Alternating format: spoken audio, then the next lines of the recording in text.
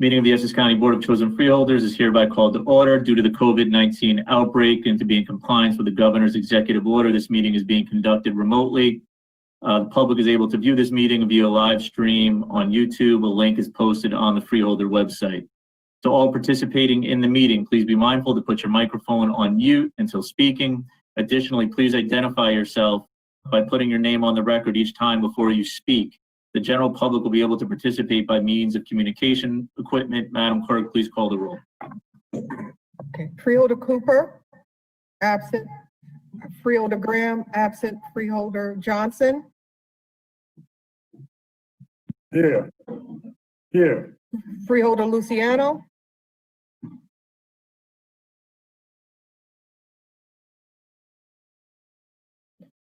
Freeholder Luciano. Absent. Freeholder Mercado. Here. Freeholder Pomares. Here. Freeholder Vice President Richardson.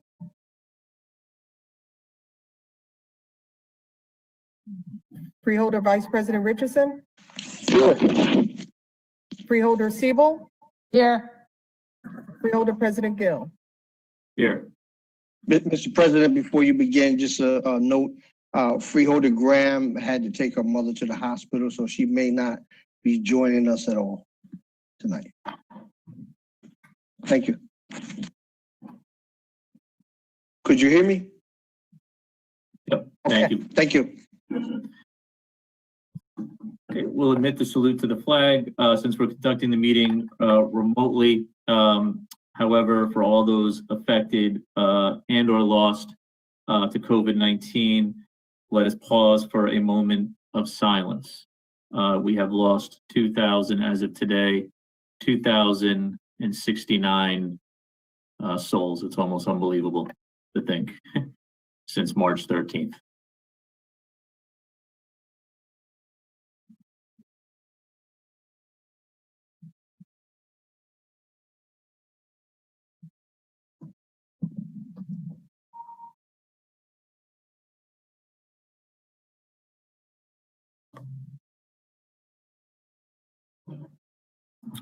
Okay, before certification from the clerk that this meeting is in compliance with the Open Public Meetings Act.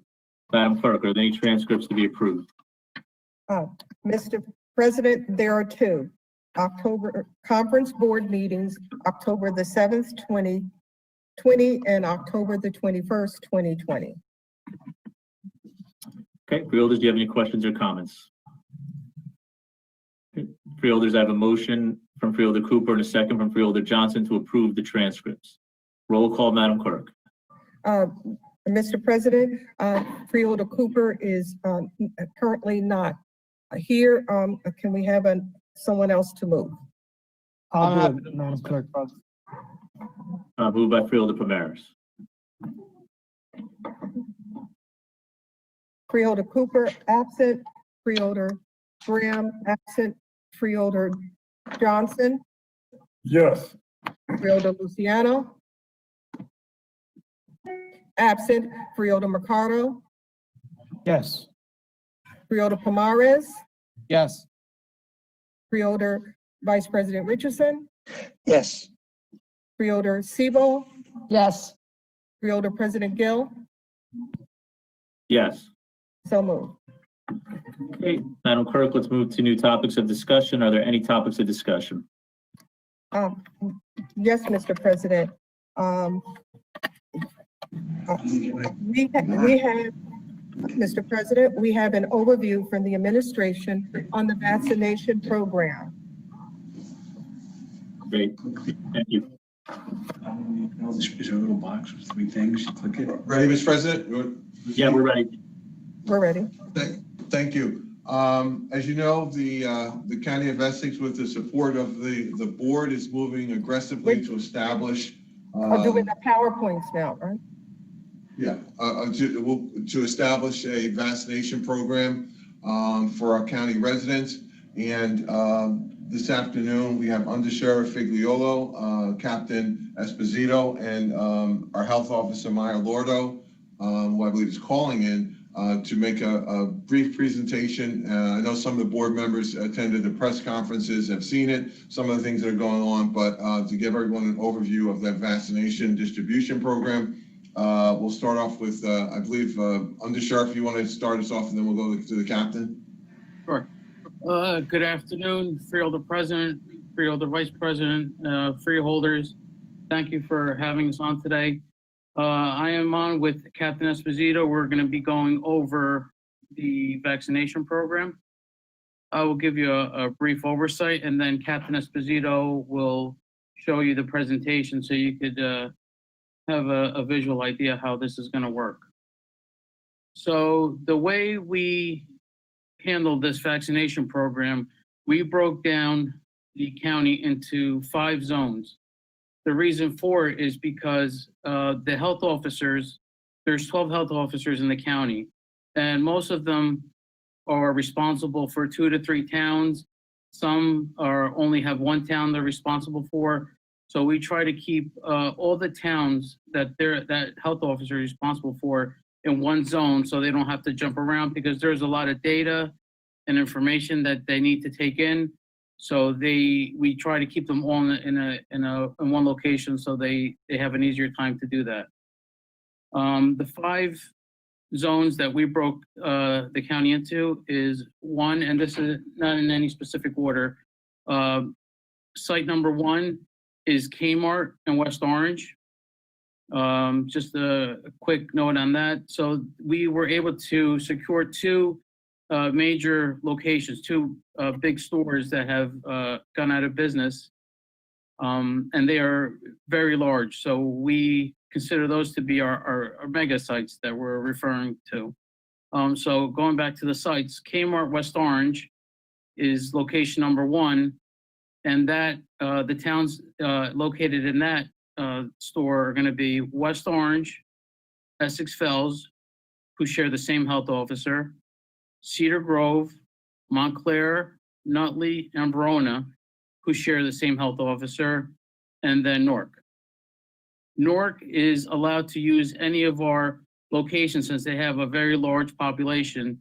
One site would probably not be suffice, so the county executive has designated Newark to use all 5 sites. The second location is Essex County College. That site is going to host East Orange, Irvington, and Newark. They are all independent health officers, so each one will be taking care of their own towns at that location. The next site is West Caldwell Tech in West Caldwell, and those sites, those towns will be West Caldwell, North Caldwell, and Fairfield. Those are all the same health officer. The next towns are Bloomfield, Glen Ridge, and Caldwell. They are the same health officer. And then Roseland is an independent, is a single health officer, and Newark. The 4th site will be the Livingston Mall Sears. And in that location, Livingston and Milburn, who share the same health officer, Maplewood and South Orange, who are independent, then Belleville and Orange, who share the same health officer, and of course Newark. And now we have added a 5th site, which is the Donald Payne Vocational School in Newark. And that location will also accommodate East Orange, Irvington, and Newark.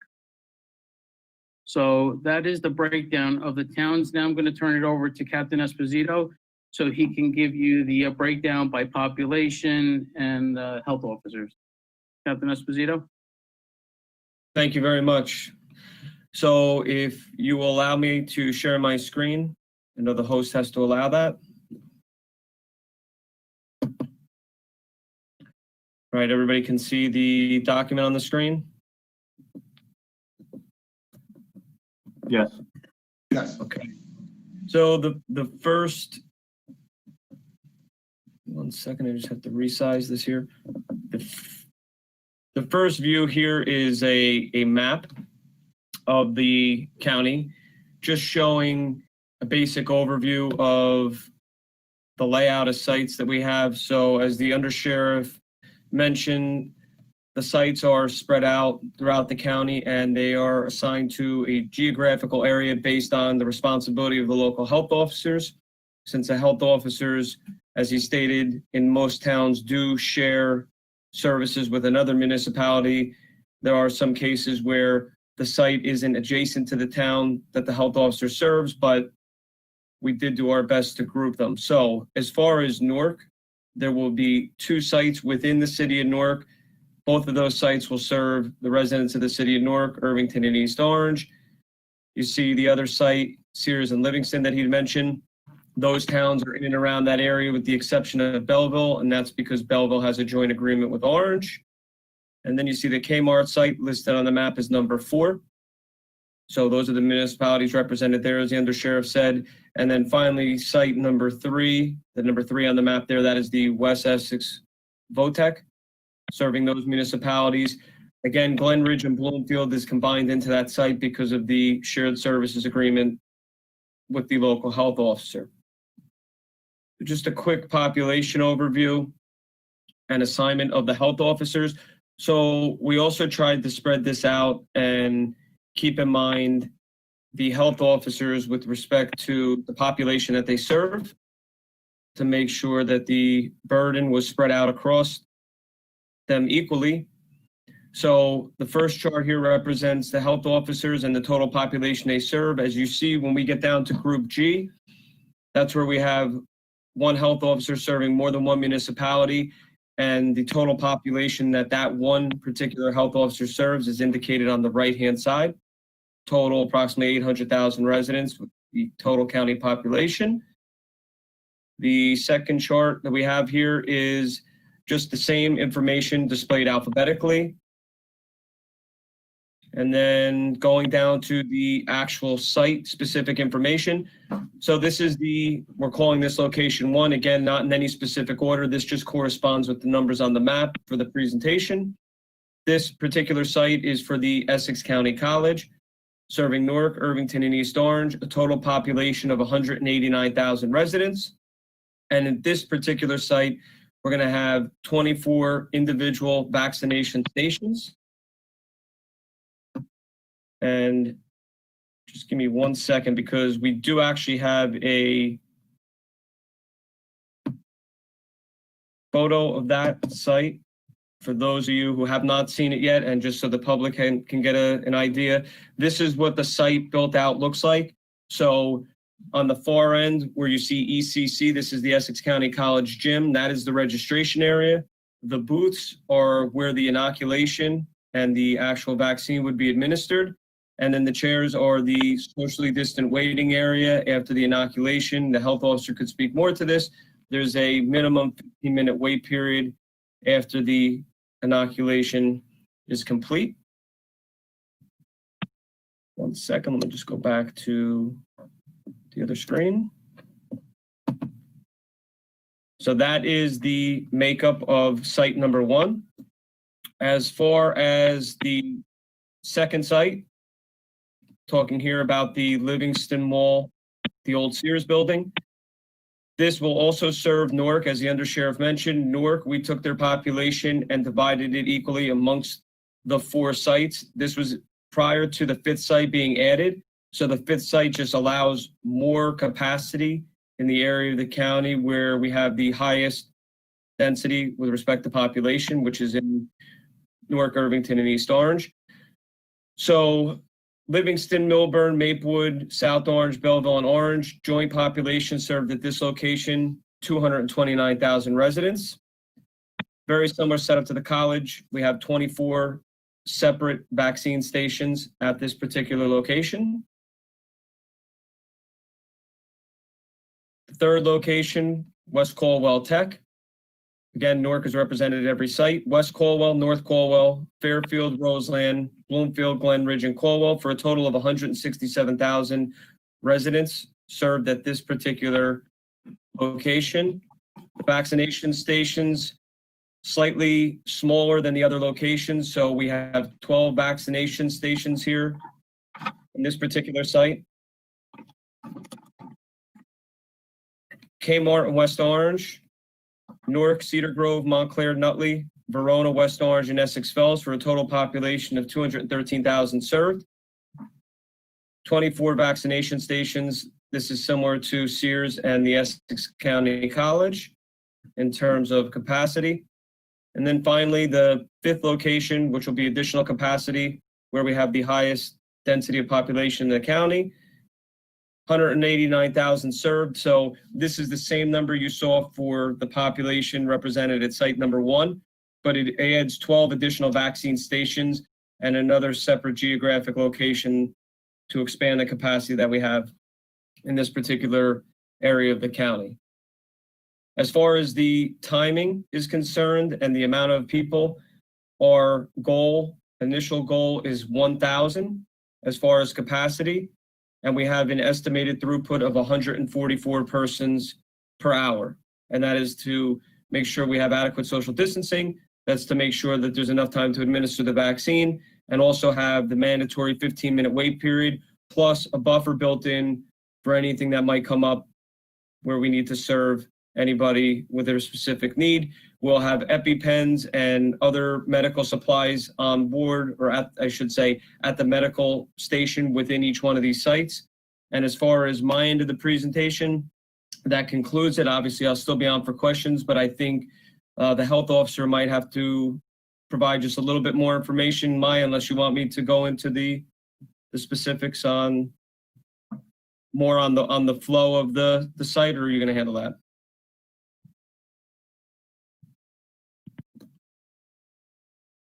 Eddie, why don't you explain that part? I don't think they're on. Okay, so when somebody enters the site, the first spot of the site that they're going to hit is a pre-screening station. That's where they'll basically have a customer service oriented person that is going to ensure that they have an appointment. If they have any problems with their appointment or need any technology issues addressed with concerns of access or updating their appointment with their information, that's all going to be done at a pre-screening post at the initial entry point to the vaccine site. Then once all that is filtered out, people who have a confirmed appointment or any issues are addressed, they'll proceed to the formal registration area. There they'll receive their inoculation card. They'll be given a fact sheet and other information. They'll be formally checked in at that point, and they'll proceed to one of the 24 vaccination stations. They'll receive their vaccine from the medical staff that's on site there. Each vaccine station will have 2 medical personnel assigned to it, a nurse and another medical personnel that will do the charting. After they receive the inoculation, they're going to go to a data entry point where they will turn over their paperwork so that everything can be uploaded into the state system that's required by the Department of Health and the CDC to track all the vaccines that are given, and to also follow the workflow for the second dose 28 days later in the case of Moderna and 21 days later in the case of Pfizer. And then they proceed to the 15-minute waiting area. Again, we have a separate medical station. We will have medical staff, EMT, and a private ambulance to handle any issues that may come up in that waiting area. That concludes the presentation on our end. If anybody has any questions, Mr. Administrator and the entire board, again, thank you for the opportunity. And on behalf of the sheriff, as the county OEM coordinator, he thanks you for the opportunity to present this information. Thank you. Thank you for that Mr. President, presentation. Yes, thank you. Sheriff Figliolo. Sharon Guerrero, the health officer, she's also on the call if you have any questions from the health office. Thank you. I just had a question that didn't have a chance to get asked in our last briefing regarding transportation, particularly for senior communities. Is there, and we might not just be at that step, or people who are in, if there are seniors or people who are in the cohort of that have transportation needs, or are we setting up any system to deal with that? As part of the briefing, the South Orange Village president made a recommendation, I think that we liked, where we're going to try to schedule towns to come in a given window to bring people. If they have seniors, they could come then at one time. we're still kind of thinking that through, but I think that's the way we'll go. And Sharon can talk a little bit more about it, but basically that's the idea, is that we would say for, you know, South Orange, your window is Tuesday from 9 to 12. You can bring your seniors down for those hours, and we'll get them vaccinated. So because the system now is by appointment, it's 100% by appointment, but we could do a window there if we know that they're going to bring down 20 or 30 people. We can do that at one time and get everybody through and reserve time for that. I have a few questions. I'm sorry. Mr. President? Yeah, no, thank you. I just wanted to ask one follow-up, and then I'll turn it over to you, Commissioner Siebold. So if again, in our communities that have large-scale senior buildings, for example, and where we have concentration of seniors, they would still have to make an appointment through the either telephone or through the website. Correct? They would under the way it's set up now. That is correct. That is correct. The folks in the senior buildings are not on that top right now, are not on that top priority list, like for those in long-term care facilities.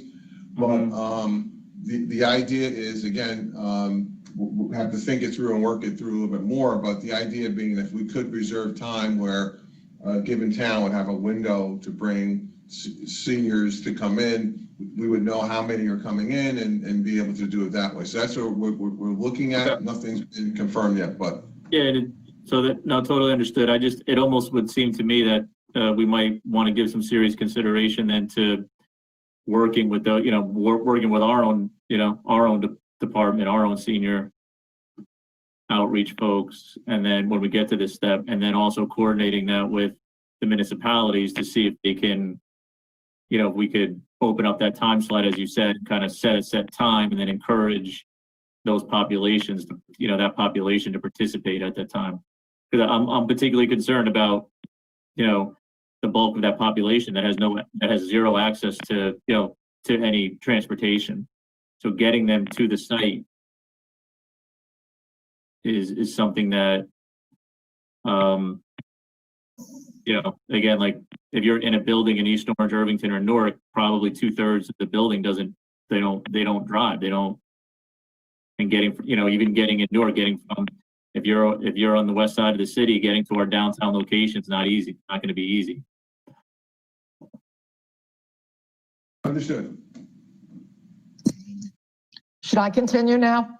Yep. Thanks, Commissioner. All right. I have a couple of questions. Number one, who will provide the transportation? Will each town be responsible for providing transportation for the seniors, or will the county provide transportation? That's one question. My other question is that many of the seniors, you're talking about the fact that they don't drive, but they also don't use computers. So they're going to have difficulty signing up unless they use the phone. So if it's a senior building, can one person in that building who is responsible for work in that building and running the building make all the appointments for everyone who needs one?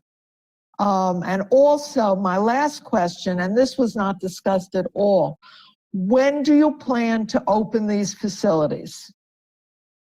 I'll let go ahead, Fitz. Thank you, Administrator. So I'm going to start with the last question and work my way up. So the facilities are going to open based on when we are going to receive the vaccination. We have all our sites are about 95% complete.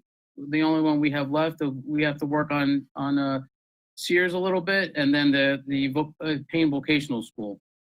But we will probably be ready by this weekend, ready to open as soon as we get the vaccine. So the starting of the vaccine is based on when the state ships us the vaccine.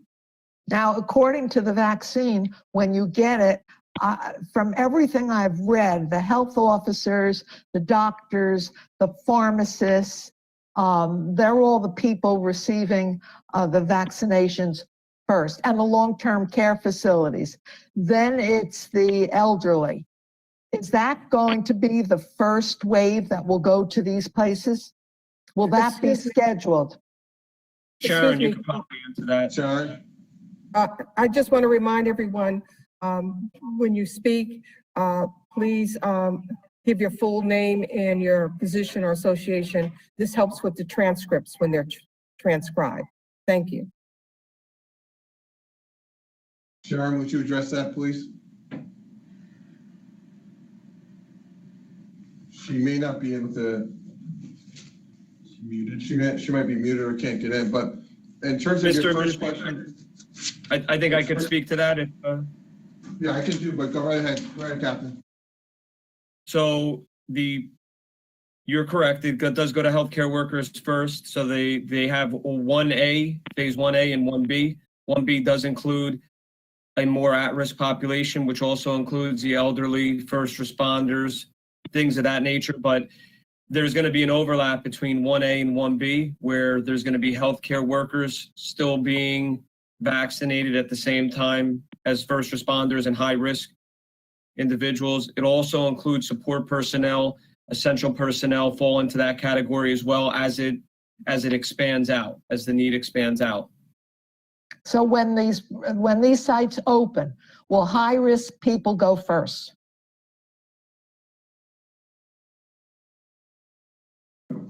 No, it would be the medical, as Captain said, the medical folks, I know. as well as people who are, for example, working at the vaccination site. They would like to have those folks vaccinated first. But no, high risk or not in that first tranche of folks. I understand that, and they're doing healthcare workers right now. But when these sites open, will high-risk people be at the head of the line of those who will be receiving vaccinations? That's going to, I'm sorry, Captain Esposito, that's going to depend on what part of the phase we're at, and we have to take the direction from the State Department of Health and the CDC on that. If there's still a need to vaccinate healthcare workers, that's going to be where we start. And like the undersheriff had mentioned, the timing of when we receive the vaccine is also going to play into that. So to answer that right now and say, yeah, we're going to start with that segment of the population, if that's an unknown, that's a variable. What about my other question dealing with the transportation? Will it be the town or the county who's responsible? And for the senior buildings, will one person be able to take care of it because people may not have internet, et cetera? The transportation program for the seniors, as I said, is still a work in progress. So I would imagine it might be both at some point, providing that transportation, but that's still a work in progress.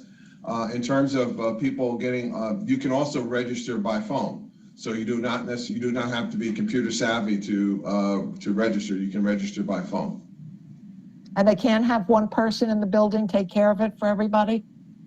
That would be more of, I think, a building kind of a decision, but individuals can call up individually and make a reservation. It does not require computer to make a reservation. I understand that, but there might be buildings where there needs to be one person who's handling it. That would be up to the building management and the individuals in that building to make that kind of a decision. Well, they ought to know about it. Mr. Administrator, if I may add one thing to that. Yes, sir. Captain Esposito. So just to also fill you in, there are current discussions, and I think Sharon's having difficulty, like the undersheriff said, getting in to speak. There are discussions ongoing between the county health department and the local health departments, where that is a role that the local health departments are going to set up micro clinics within those high-risk, at-need populations within the municipalities where there are transportation issues. That was discussed on a call earlier today, and that has been discussed several times. There's just a lot of moving parts to it. Okay, thank you. That helps answer the question. Thank you. Hi, good afternoon. I'm sorry if you could hear me now. Sharon Guerrero on the line. Yes, we can, Sharon. Hello? Okay, Sharon. I apologize. I was having technical difficulties. If you need me to chime in, I'm here. Thank you. You might just want to talk a little bit about the micro clinics that Captain Esposito was referring to. Absolutely. So as as we continue to plan for our vaccines, if we see that any needs arise as similar as you were talking about the senior buildings or anything, we will absolutely take those into consideration. And the micro clinics might be ran similar to our mobile testing sites, where we just go out and go near the building, and possibly not inside the building, but potentially right outside the building, and we can take care of those individuals right then and there. The registration process will still be the same, because we do need to capture those individuals' personal information and insurance information. If they're not insured, that's different, but we do need to capture that. That first name, last name, date of birth, and other medical information for the vaccination. So just to chime in on the question of, can one person do it? If that person is someone that the individual is authorizing to do that on their behalf, then that's totally up to them. But as far as being accessible via phone for an appointment or online, we're open to that. We've been doing that with our COVID testing. We test seniors all the time. We accommodate all of their needs as far as if they have to call in. We make appointments for them. So that's been working for us for COVID testing thus far.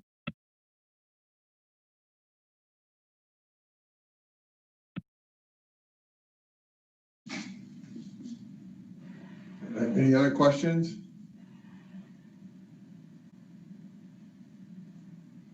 Okay. Appreciate that. Thank you for taking the time. And thank you for the great work that you've been doing and continue to do. Thank you. Thank you. Thank you, guys. Appreciate it. Commissioners, any additional questions? Again, thank you. Thank you for taking the time to make the presentation today. And we'll be back in touch, and we're here to support any way we can to help make this process go as smoothly as it can. Mr. President, this is Under Sheriff Fitzgerald. I just want to take this opportunity to thank you and all the commissioners for your continuing support. As you know, we've been working very hard at this, but also we can't forget how much testing we've done since March 26th. So none of that would happen without your full support. And on behalf of the sheriff and the sheriff's office, we'd like to thank you for always supporting us on all our endeavors. Appreciate that. Thank you. Absolutely.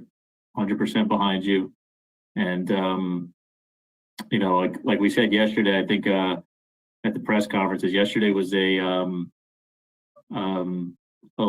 just was a little bit of a good energy and a good feeling. I know we have a long way to go, but, if you didn't walk out of yesterday's press conferences feeling optimistic, feeling hopeful, and with the idea that we can now see the horizon and we'll be able to reach it, it just was a good day. So, so thank you for everything you've done to bring us to that point. It was said yesterday, and I'll say it on the record. Essex County again has distinguished itself.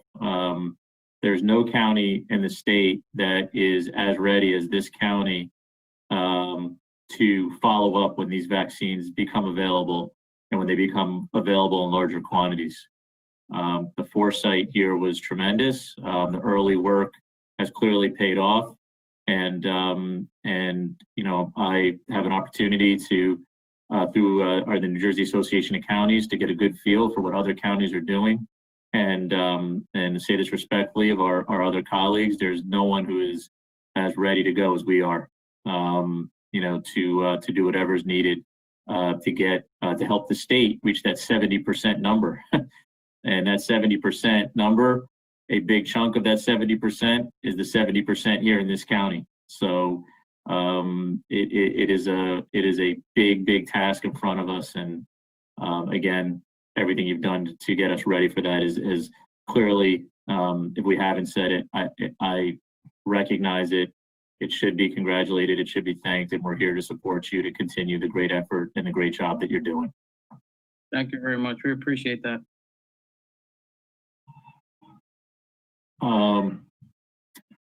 With that,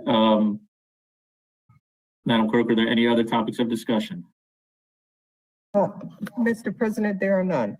Okay, thank you. Mr. President, I believe I see a freeholder or commissioner, I'm trying to get that, Cooper may have joined us. Okay, yep. Okay, recognizing freeholder. Oh, now you got me to representing Commissioner. I got a few more days left here. Recognizing Commissioner Cooper for the record. Madam Clerk, let's move to the public comment session. Today's meeting is a combined conference board meeting and we will vote on every item on the agenda. However, since we're meeting remotely, the public had the opportunity to submit questions and comments for consideration and can also call in.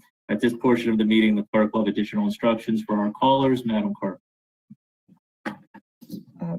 Mr. President, I'm going to ask the callers to be mindful of any electronic devices. They should be turned off. And at this point, I'm going to invite the public information officer to present the first caller if we have one online and provide any additional instructions that may be necessary. Thank you, Madam Clerk.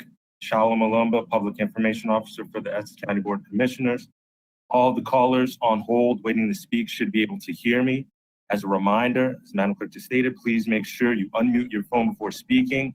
Please make sure you do not have tonight's meeting playing on any cell phones, laptops, or devices within earshot. There is a slight delay, so you cannot make comments and listen to the meeting on another device at the same time. The first speaker has a phone number with the last 4 digits ending in 3890. You have 3 minutes to speak. You may begin. Matt Dragon, West Orange. On the resolutions, 2 questions with requests for formal responses. For resolution K12, can the administration please provide a copy of the civil filing that this contract is in reference to? I'm not asking for anything privileged, private, or confidential, just a copy of the public filing with the court as filed by the claimant that established this case and requires the contract to represent the county. And then number 2, was K13 pulled because the county changed the law firm it was going to use to handle this case, or should we expect that an additional law firm being paid up to another $100,000 is being used to defend the sheriff's office on this one case? Thank you.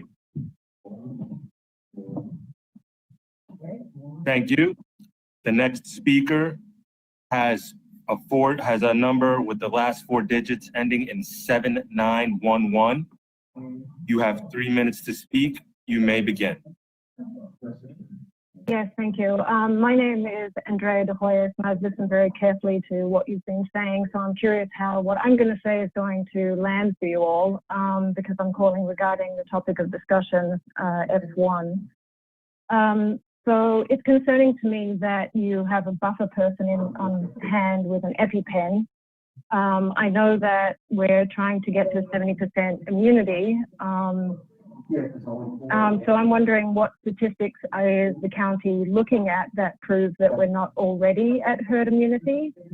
I ask this because I know that we already have a significant number of our population at low risk, children under 16, people with hypo blood type, people who maintain sufficient levels of vitamin D, zinc, copper, and hydration in their system.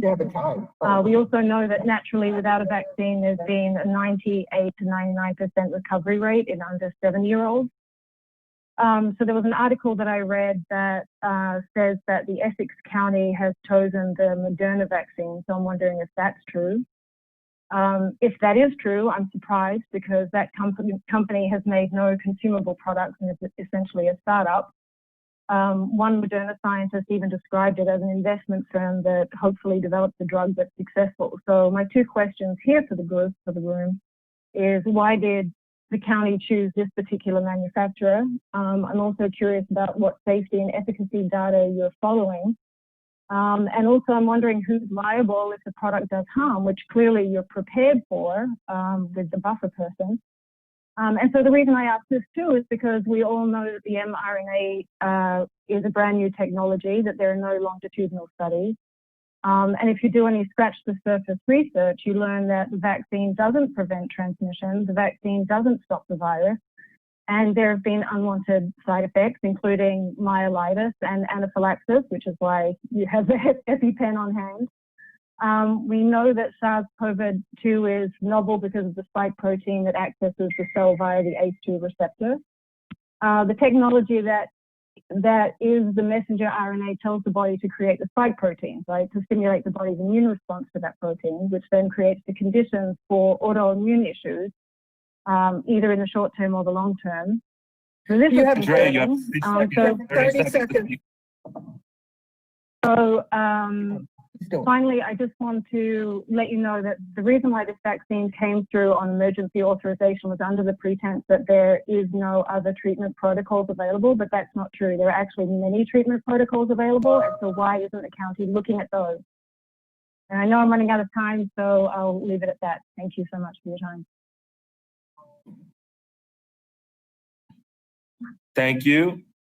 Charlo, The just next hang on a second. caller. Charlo, would you hang Sure. on a minute? I would just ask that if, I want to make sure we have enough freeholders present.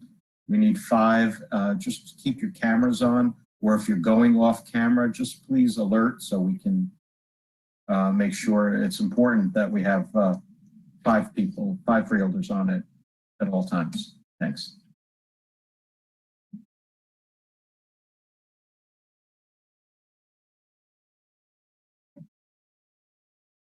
Continue. All right, so continue. Okay.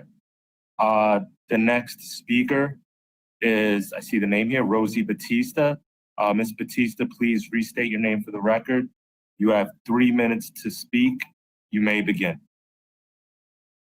Hey, this is Rosie Batista.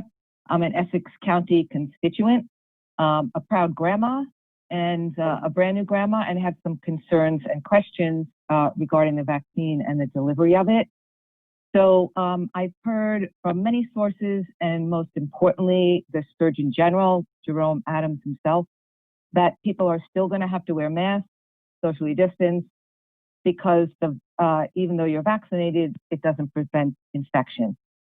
So my question to you all, please, is what reassurances can you give me that we can continue to make our own informed personal decisions, and that this is not going to be a mandated vaccine, especially because this mRNA vaccine is completely new, never used on humans before, and also that some of the warnings, concerns, and cautions about it is that it can affect women who are wanting to get pregnant in the future.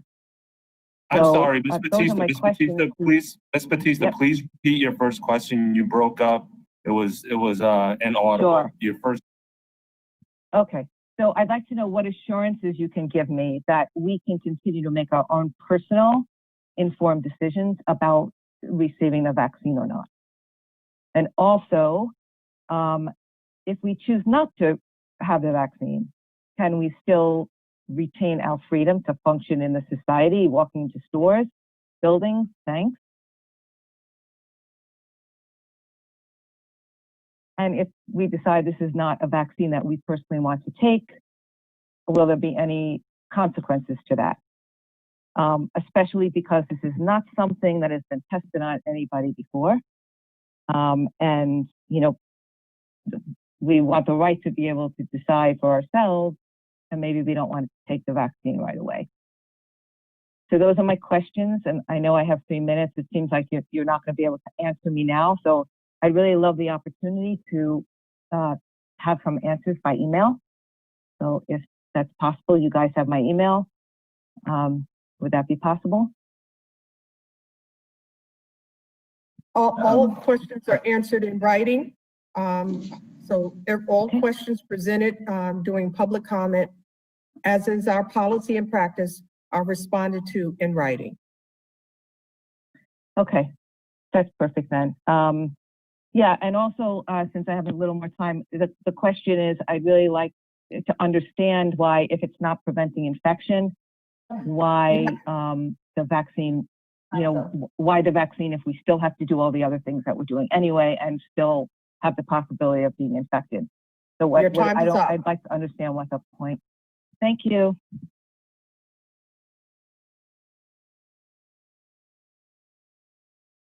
Thank you. Madam Clerk, that concludes the speakers waiting to speak on agenda items. Thank you.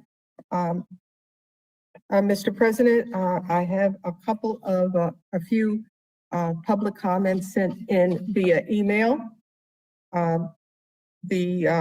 For agenda items, there are two comments. The first one was submitted by Jeffrey Fell, Esquire of Short Hills, regarding ordinance 2020-00016. Dear Essex County Board of Chosen Freeholders, I respectfully request that this letter and exhibits be included in the December 16th, 2020 official virtual meeting public record. I respectfully request confirmation of receipt and distribution of this letter and exhibits to all freeholders prior to the virtual meeting. This letter incorporates and supplements all my earlier letters to the freeholders, including my July 8th, 2020, my August 3rd, 2020, my September 9th, 2020, October 19th, 2020, and November 6th, 2020 letters. On Monday, December the 7th, 2020, approximately 2:52 p.m., I received the attached written response from the board president that failed to respond to my November 6, 2020 questions, number 5-17. On Friday, December the 11th, 2020, at approximately 3:52 p.m., I received the attached written response bearing the affixed signature of the board's president to my outstanding November 6, 2020 questions, number 5-17. Some of the latter responses are disingenuous and patently false and therefore must be investigated. I respectfully request that the following new agenda and non-agenda items questions be read into the virtual public record at the appropriate times and subject to 2 separate 3-minute limitations. 1, is it politically and economically prudent for fiduciaries of public trust to grant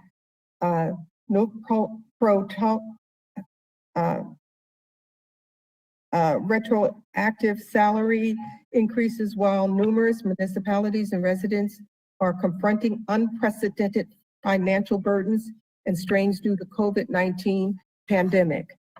2, why the delay in adopting an ordinance approving all the let me spell it because I'm not quite sure I'm pronouncing it correctly. NUNC Pro TUNC. Counselor, how is that pronounced? You have it. You did it right. Retroactive 2020 salary and other related benefit increases incorporated and appropriated within the county's adopted 2020 budget. 3, are county taxpayers entitled to a prompt oral response to all pertinent second reading public questions before the board considers and takes official action on a second reading public hearing ordinance agenda item? 4, under developing case law, can monetary damages be imposed against a public official in his or her individual capacity for abridging, impairing, or limiting a well-established constitutional and statutory right? See Tanzan versus Tanvir, 592 U.S. Underlined December 10, 2020. 5, under the developing case law, can a public official forfeit his entire public pension for certain criminal convictions related to the abuse of his or her official position? See State versus Zach, A-51118T1, and the time is up. Okay, the second submission is from Michael Cedrone of Stevens and Lee in Lawrenceville, New Jersey, regarding resolution item number 62. Um, okay.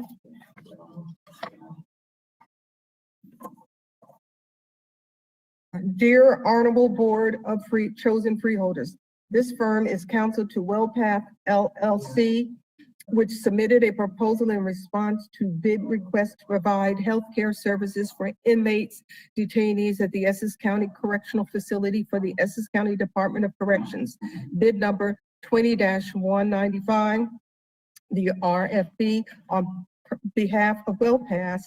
Please accept this letter in protest to the resolution proposed for adoption by the Essex County Board of Chosen Freeholders at their regular meeting on December the 16th, 2020, which would act to award the healthcare services contract to punitive second lowest bidder and an incumbent contractor, CFG Health Services, LLC. We request that the issues raised herein be considered by the county prior to the award, and that this protest letter be distributed to the Freeholder Board prior to the decision on the proposed resolution.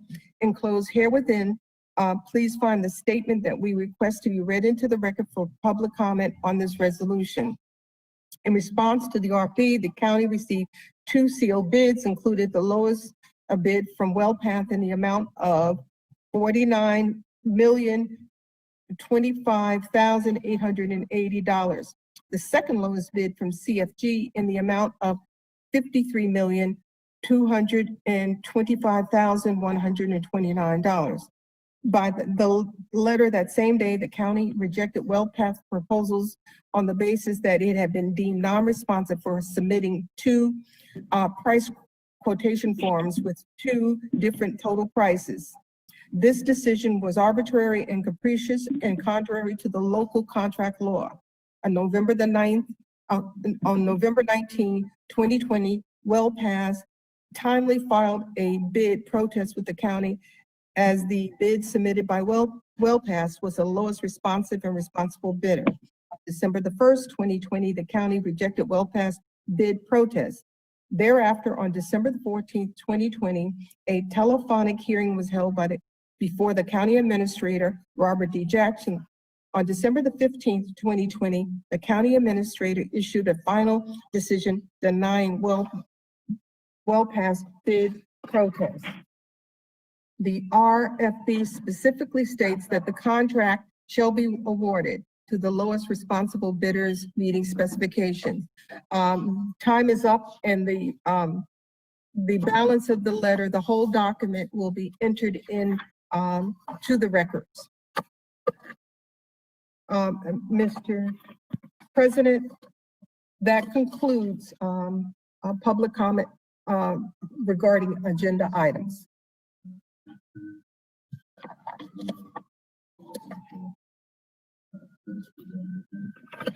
Madam Clerk, as you noted, all of these items will be responded to in writing, as is our normal process. Madam Clerk, do we have any ordinances or resolutions for introduction and first reading? Mr. President, we have none.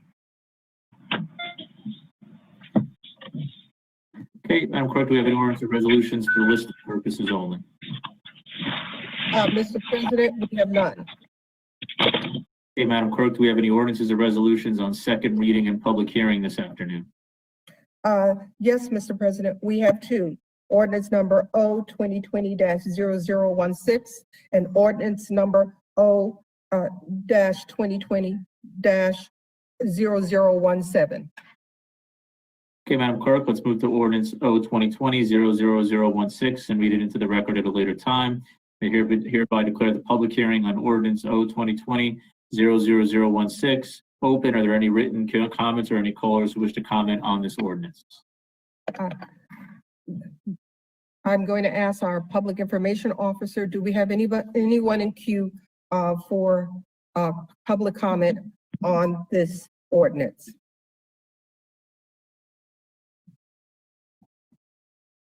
Thank you, Madam Clerk. We do have a speaker.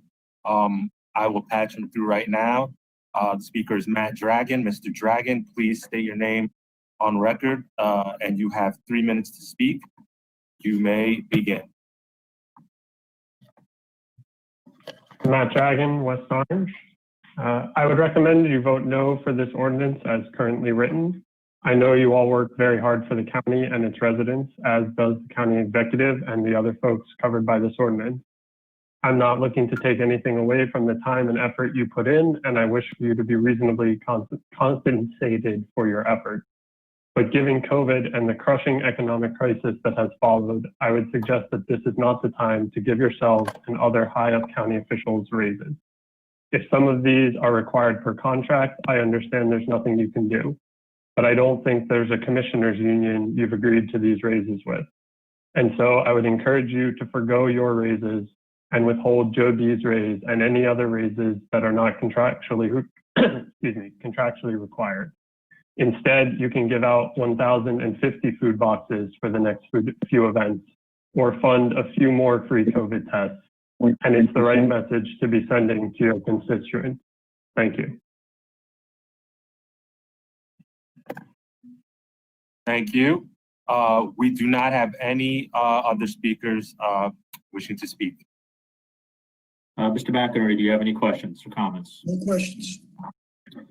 Mr. Parlavecchio, do you have any questions or comments? No comments. Freeholders, do you have any questions or comments?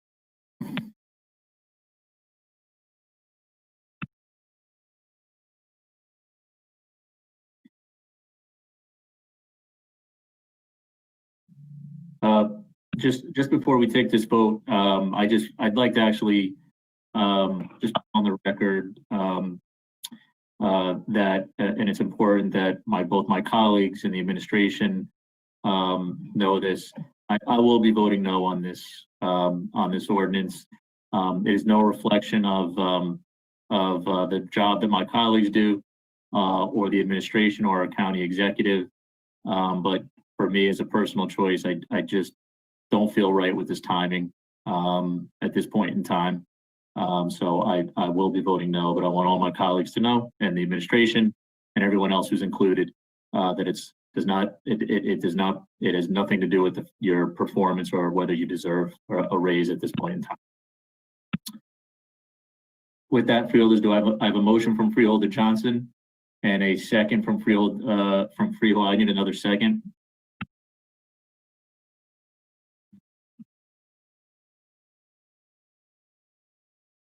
I'll second. Now, Freeholder Mercado. Yes. Thank you. Do I have the same mover and second to approve the ordinance? Yes.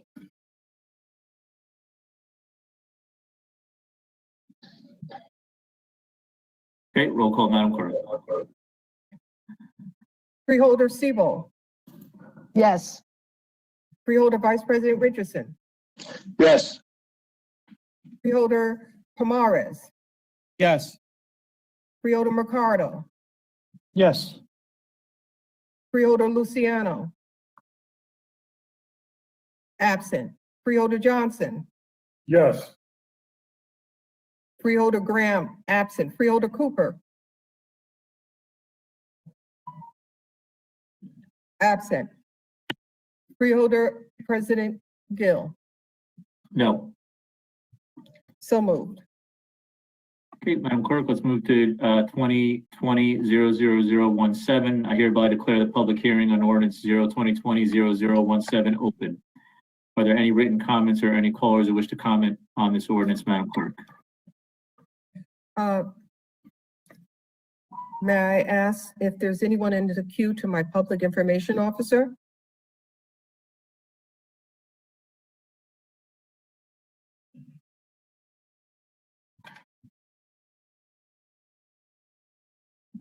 Mr. Malumba?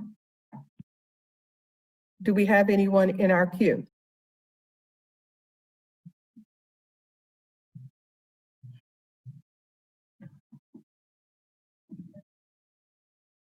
Are you on mute?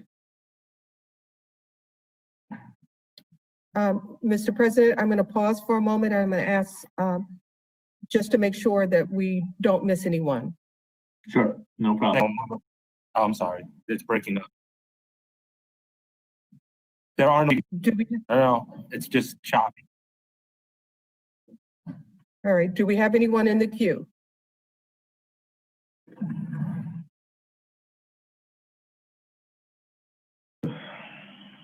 No, we do All right. not.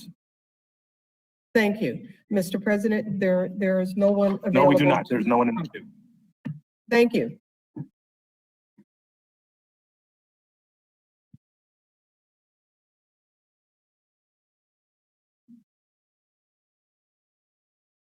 And Mr. President, we also have no written correspondence. Great. Mr. McInerney, any questions or comments? Mr. President, this is not a new financing. This was an ordinance to make some changes in the way that the funds were originally set up in the budget.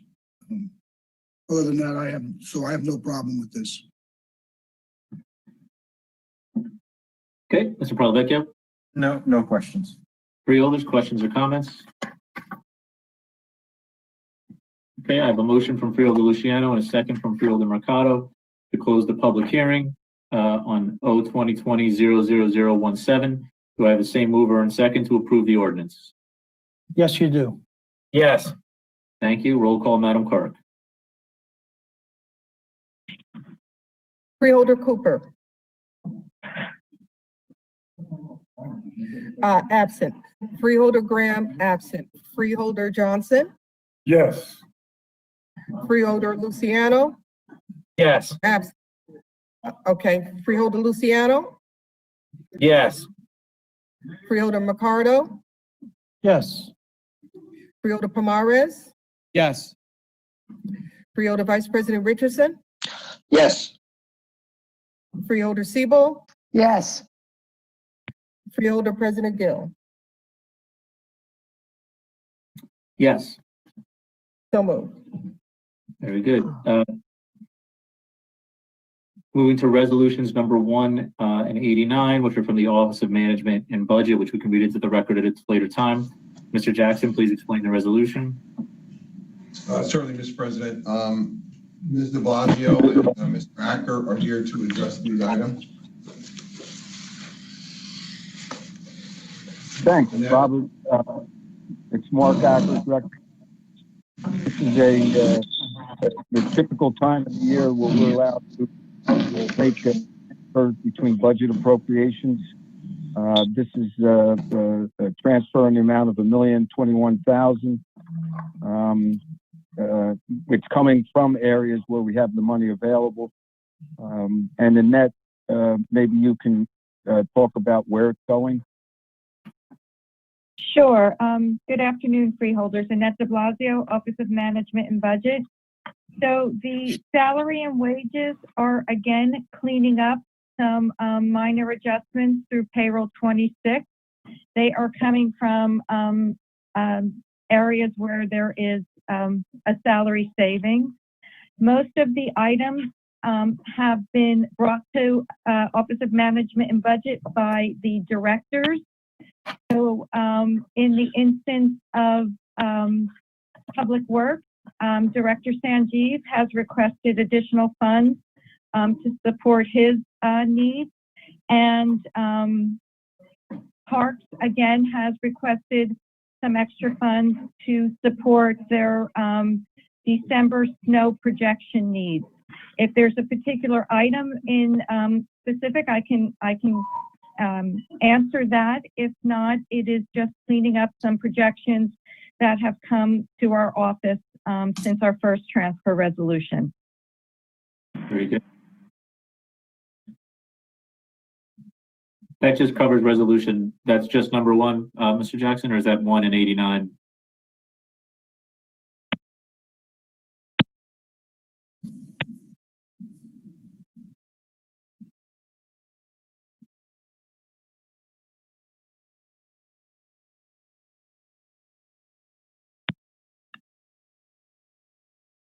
Just before I go through, is that 1 and 89 together or just 1? I'm sorry, I was on mute. Mark and Annette, if you could do number 89 as well. which is the cancellation. Oh, okay. Again, it's Mark Ash, Director of Finance. The cancellation is in the amount of $8 million, and it's taking available positive variances that we project through year end and canceling them so they'll go back into the current budget into fund balance. And it's necessary as we try to manage our position where we'll be at the end of the year relative to fund balance. In conversations with the county exec, we have a range where we'd like to be at 12/31 with our fund balance, and this will go a long way to get us towards that number that the exec is looking for.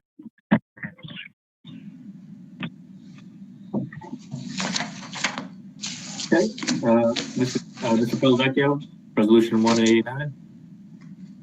Any questions? I don't have any questions on those. Thank you. Mr. McInerney? Yes, the transfer resolution is pretty standard at this time of year, just to resolve it or reconcile any overages that we may have in certain areas. Cancellation resolution is really important. As we cancel it within the year, as Mr. Acker said, it goes straight to fund balance. Those unexpended balances will go straight to fund balance as long as we cancel before the end of the year. If we do not, then you'd have to wait a full year for the 2020 budget to lapse in 2021, December 2021, in order to take availability of that $8 million. So this is a prudent measure to get that money in fund balance a lot faster than typically we would.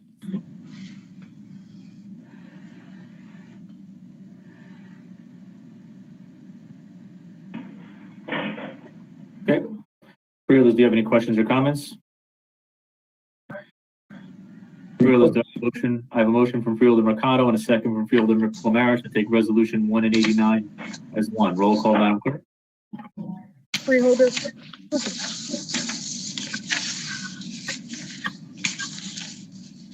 Freeholder Cooper. Absent. Freeholder Graham, absent. Freeholder Johnson. Yes. Freeholder Luciano. Yes. Freeholder Mercado. Yes. Freeholder Pomares. Yes. Freeholder Vice President Richardson. Yes. Freeholder Sebo. Yes. Freeholder President Gill. Yes. So moved. Okay, Madam Clerk, we'll move to resolution number 2. Number 2 has been withdrawn. Moving to resolution number 3. If we can move into the record at a later time, Mr. Jackson. Mr. President, our Chief Information Officer, Mr. Hunt, will handle items 3 and 4. Carl Hunt, Chief Information Officer.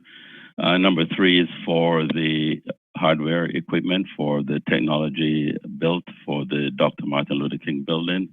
It's for $437,492. We are trying to move forward on this equipment sooner than later as the prices are changing every week. This is for all of the technology equipment for this building.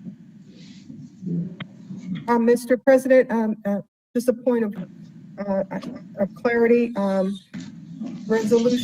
You asked only for resolution 3, and there's a reason for that, because resolution 90 must be passed before resolution 4. All right.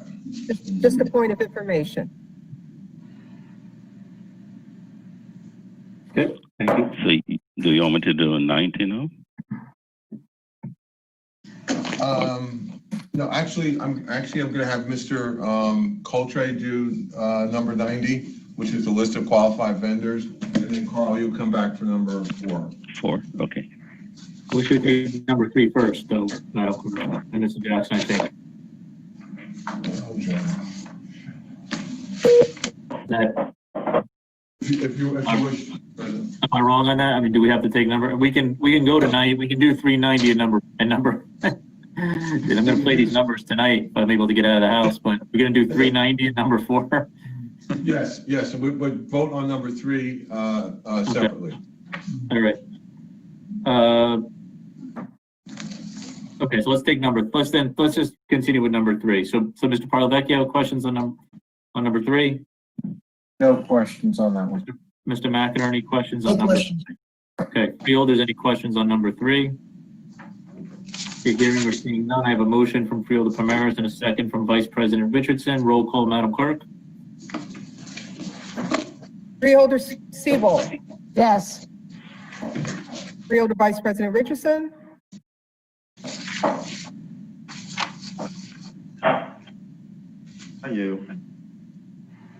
Richardson. You have to unmute. You got 90s. Yes. Thank you. Freeholder Pomares, Yes. Freeholder Mercado, Yes. Freeholder Luciano, Yes. Freeholder Johnson, Yes. Freeholder Graham, absent. Freeholder Cooper, Yes. Freeholder President Gill. Yes. So moved. And may I remind you, if you're not speaking, please stay on mute.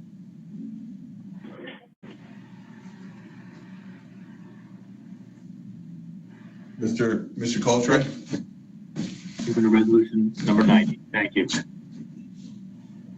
you see me? I can hear you. Okay. Good afternoon, Commissioners. Julius Coltree, Deputy Administrator and Purchasing Agent. In the last few weeks, we have gone out for a list of qualified vendors for accounting and software conversion services for our office.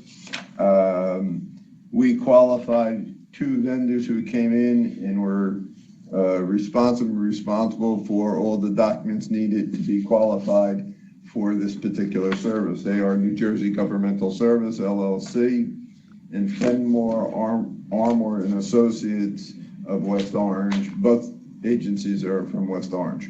We're asking that both these vendors be qualified for the service, and in a later resolution, you will see that the administration has chosen one of them.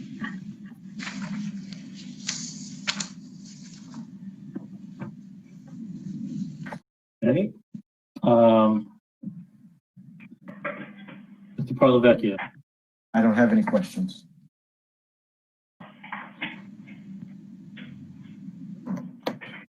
Okay. Mr. McInerney. No questions.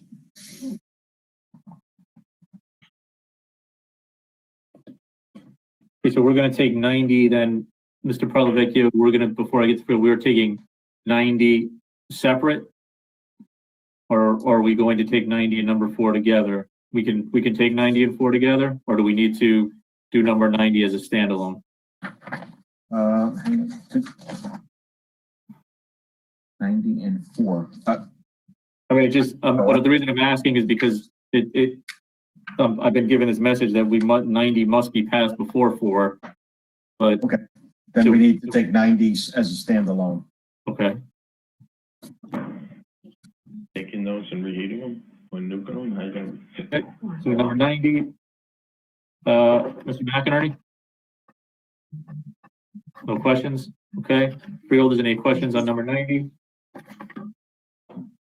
Okay, seeing or hearing none, I have a motion from Freeholder Vice President Richardson and Freeholder Siebold to take resolution 90. Roll call, Madam Clerk. Freeholder Cooper, Yes. Freeholder Graham, absent. Freeholder Johnson, Yes. Freeholder Luciano, Yes. Freeholder Mercado, Yes. Freeholder Pomares, Yes. Freeholder Vice President Richardson, Yes. Freeholder Siebold, Yes. Freeholder President Gill. Yes. So moved. Okay, moving to resolution number 4, which we can read into the record at a later time. I think it was already explained. Mr. Parlavecchio, questions? No additional questions. Okay, Mr. McInerney, any additional questions? No questions. Okay. Freeholders, any additional questions? Okay, I'm going to have a motion from Vice President Richardson and a second from Commissioner Siebold for resolution number 90. Roll call, Madam Clerk. Excuse me, number 4. Number 4, yes. Freeholder Siebel, Yes.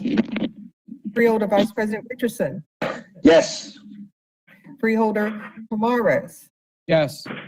Freeholder Mercado, Yes. Freeholder Luciano, Yes. Freeholder Johnson, Yes. Freeholder Graham, absent. Freeholder Cooper, Yes. Freeholder President Gill. Yes. So moved.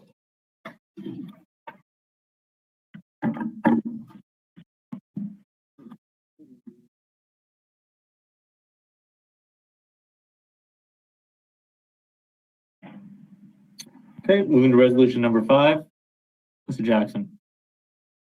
Mr. President, this is a contract with Election Graphics to provide project manager services for our new voting machine implementation contract for June 30th, 2020 to June 30th, 2021. This is for oversight for that process. However, that continues to evolve. And the original contract was from January 28th, 2020 to June 5th, 2020.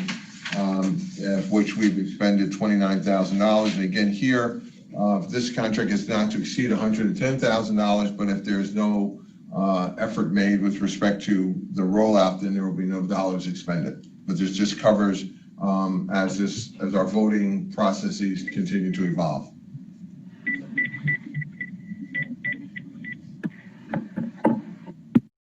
Okay. Parlavecchio? No questions on this one. Mr. McInerney? No questions. Okay. Freeholders, any questions or comments?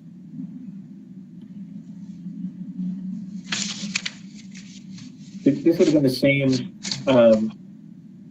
this would have been the same firm that we were going to hire, or I forget, did we hire them before when we thought we were going to make this change before the pandemic? That is correct, Mr. President. Okay. So essentially the same services and concept. Yes, sir. Okay. Okay. Freeholders, I have a motion from Commissioner Siebold and from Commissioner Cooper. Roll call, Madam Clerk. I'm going to follow your lead and say Commissioner this time. Commissioner Siebel.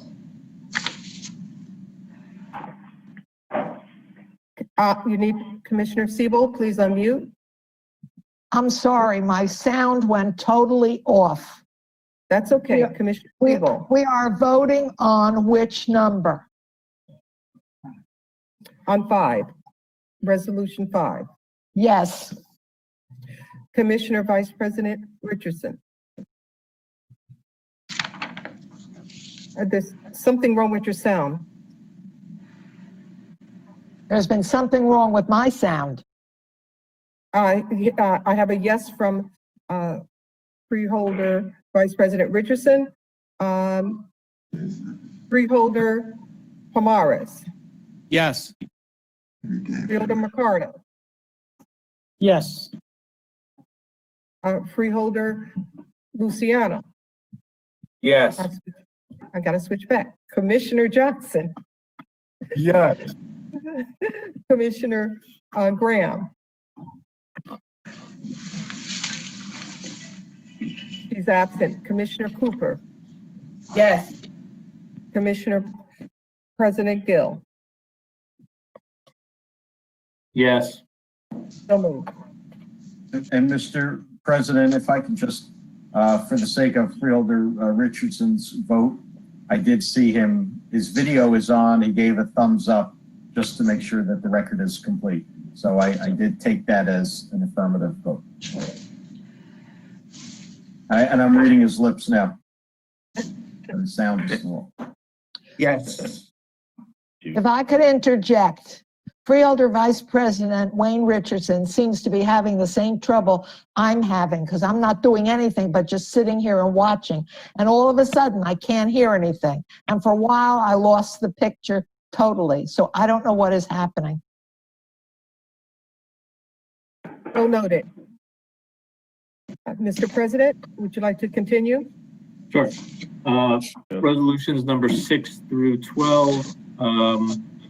Number 13 has been withdrawn. 6 through 12, which are from the Office of the County Council.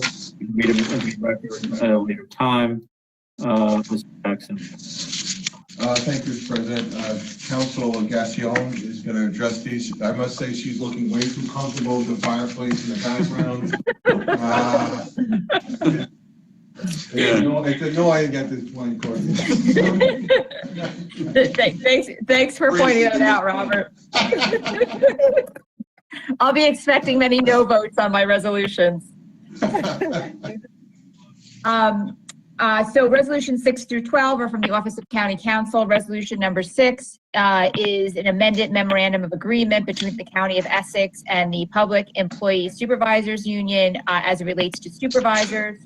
This is a MOU that had come before the board back in November. This is just a housekeeping item. There was some language that was inadvertently left out of the MOU. This is just inserting that language back into the MOU between the county and PSU for the Supervisors Union. The period of that MOU is January 2020 through December 31st, 2023. Resolution number 7 is essentially the identical housekeeping item, same contract year, same union, except it is for the administrators of the PSU union. And again, this was an MOU that was previously approved by the board at the 11/9 meeting. Any questions on 6 or 7 before I move on to the remaining resolutions? Through you, Mr. President, a reminder, you need to be on mute. We hear someone's conversation.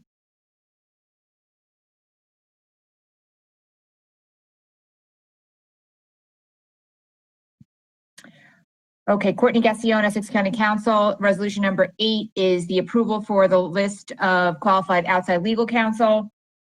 These are attorneys that are licensed to practice law in the state of New Jersey, and they're eligible for selection on cases throughout the calendar year 2021 in the event that the county requires outside legal services. This is the list similar to the ones we bring before you this time every year. We seek RFQs from qualified attorneys in November. We make our selections based on their criteria, and then they become part of our RFQ list. In the event we have the need for outside legal counsel during the following calendar year, this is the list that we will pull those attorneys from. All the attorneys, as I mentioned, are practitioners licensed to practice law in the state of New Jersey. Resolution number 9, this is a request for an approval of the list of qualified licensed court reporters eligible for selection on a case-by-case basis for rendering services to the County of Essex for the calendar year 2021. This was also an RFQ, similar to the outside counsel list. This will allow the county to have a qualified list of court reporters that we can use during calendar year 2021 for the purposes of depositions and hearings. Resolution number 10 is the request for an approval of list of qualified licensed real estate appraisers to render appraisal services to the county for the calendar year 2021. This was, again, a yearly request that we put out through the publicly advertised RFQ process. Individuals that respond, as if they are rendered qualified, they become part of that list, and we can utilize them for appraisal services on an as-needed basis during the following calendar year. And this is generally when we have the need through when we have real estate transactions that require appraisal services take place. Resolution number 11 is a request for approval for a professional services agreement to provide legal services regarding the matter of the Division of Mental Health Advocacy versus Essex County Hospital Center with the law firm of Inglesino, Webster, Scala, and Taylor. The term of the contract is September 1st, 2020 through December 31st, 2020, in an amount not to exceed $10,000. This was a small case that we had asked one of our outside counsel to handle, as they do handle our mental health hearings on a bi-monthly basis at the Essex County Hospital Center. This was a matter that was initiated by the Office of the Public Defender against the Essex County Hospital Center as it related to a discovery issue. And this firm handled that matter for us pursuant to an order to show cause. The matter is now concluded. It was resolved through a settlement between the parties. Finally, resolution number 12 is a professional services agreement to provide legal services regarding the matter of Abdul Ahad et al. Versus Essex County Sheriff's Office. This is a request to utilize outside legal counsel with the law firm of Ranone, Coughlin, and Minicello in an amount not to exceed $100,000 for the term of January 1, 2021 through December 31st, 2021. They will be representing the Essex County Sheriff's Office, who has been named as a defendant in this matter. In this same case, there's also several individual sheriff's officers who have been named. We will be coming before the board at a future time for outside legal counsel representing those individual officers. Thank you. I'm happy to take any questions the commission may have.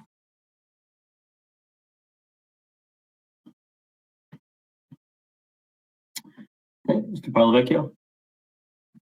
Thank you. Courtney, just as to 6 and 7, which are housekeeping issues on some memorandum of agreement, are there any other bargaining units that need to be cleaned up similarly to this, or these are just two standalone agreements that need to be fixed?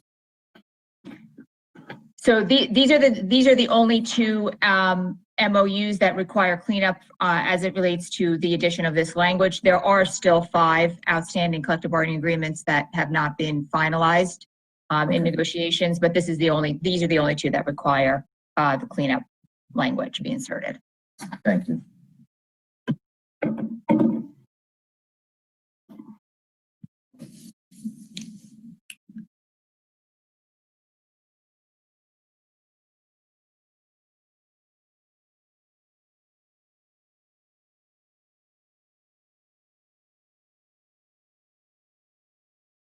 Okay, Mr. McInerney.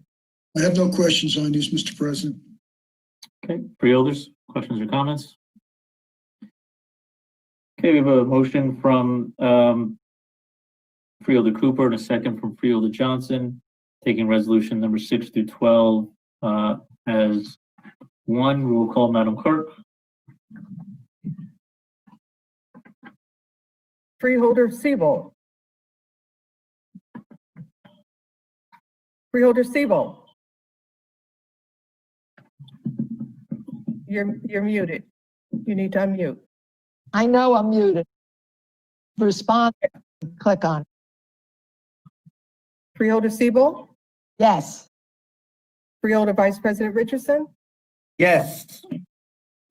Freeholder Pomares. Yes. Freeholder McCarter. Yes. Freeholder Luciano. Yes. Freeholder Johnson. Yes. Freeholder Graham, absent. Freeholder Cooper. Yes. Freeholder President Gill. Yes.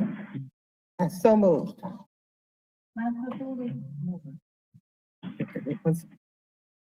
I'm sorry, Madam Clerk. I need, and Mr. Parlavecchio, I need to change my vote to on number 8 to present, not voting. Okay. Madam Clerk, you'll note that on number 8. Yes, Counselor. Okay. Moving to resolution number 13. Number 13 has been withdrawn. Moving to resolutions 14 and 96. Mr. Jackson. Thank you, Mr. President. Mr. Hunt will handle item 14 and Director Keisha Burnett will handle 96. Carl? Carl Hunt, Chief Information Officer. Number 14 is for additional laptops for the folks that's working from home remotely because of COVID ID. So these laptops are just for totally Essex County remote utilization.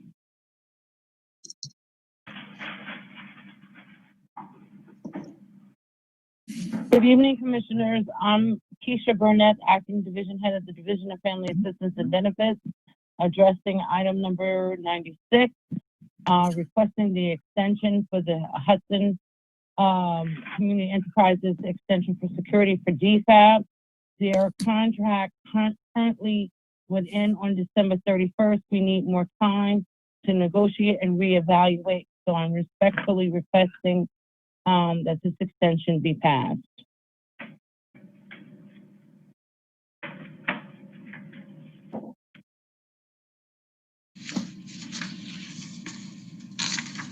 And just, if I may, Mr. President, just to note on number 96, we did declare an emergency so we could handle this ongoing need for security while we address the issues that Director Burnett raised.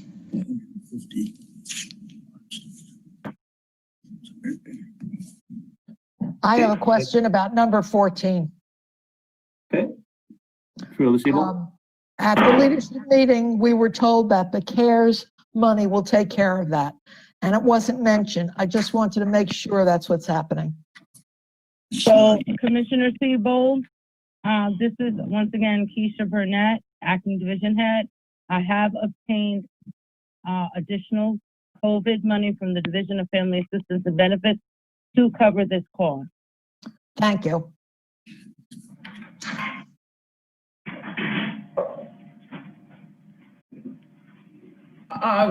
Freeholder President, I have a question. Sure.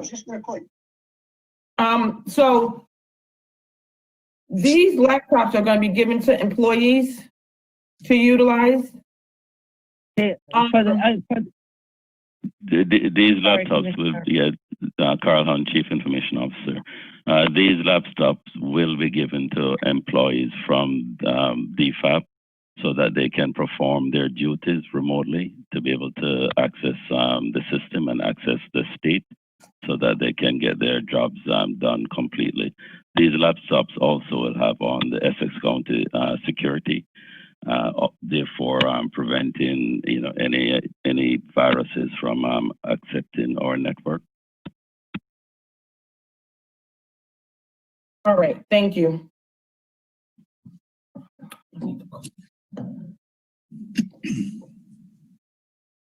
Okay, Mr. McInerney, excuse me, Mr. Parlavecchio, any questions? Thanks. Just quick on 96. This emergency extension, this will prevent any lapse in security services, I presume, correct? Yes, this is Acting Division Head Keisha P. Burnett. Yes, that is correct. Okay, thank you. Mr. McInerney. Yes, on the purchase of computers under the state contract, according to the certification of funds in the decision memorandum, it indicates that it's coming out of the current budget, not out any grant funds. So is there a reason for that, or are these grant funds already secured, or just wondering why the certification doesn't indicate that they're grant funded? I don't have the answer to that question, Mr. McInerney. We do have grant money to cover this. I can't speak to it specifically. We will get the answer and get back to you. Okay, thanks.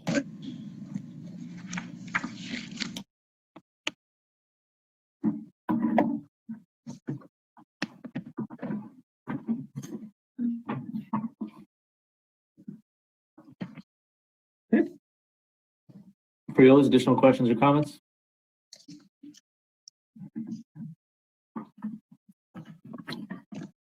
Okay, I have a motion from Freeholder Johnson and a second from Freeholder Luciano on resolutions 14 and 96. Roll call, Madam Clerk. Freeholder Cooper, Yes. Freeholder Graham, absent. Freeholder Johnson, Yes. Freeholder Luciano, Yes. Freeholder Mercado, Yes. Freeholder Pomares, Yes. Freeholder Vice President Richardson, Yes. Freeholder Siebel, Yes. Freeholder President Gill, Yes. so moved. Okay. Very good, Madam Clerk. Going to the second round of numbers that I'll play later tonight, 15, 17, and 95. We can read them into the record at a later time. Mr. Jackson. Thank you, Mr. President. Mr. Director Brown will handle items 15 and 95, and Mr. Woods will handle items 16 and 17. To keep the confusion going.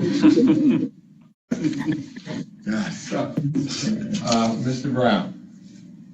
Good evening, Mr. President and freeholders, or I'm sorry, commissioners.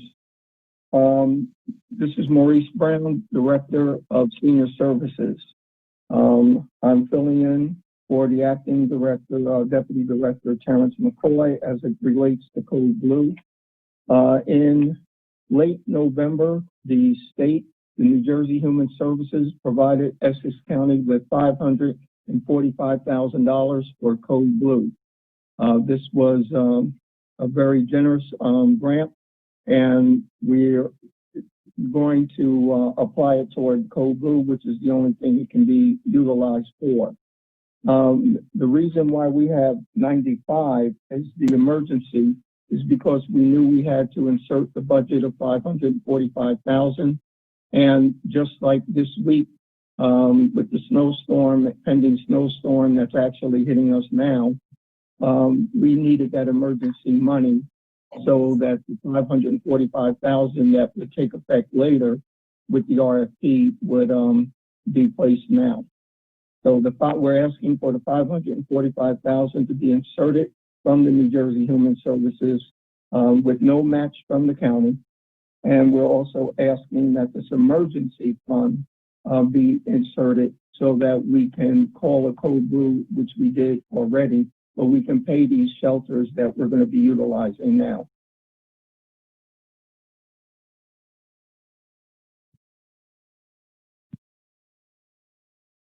Any questions?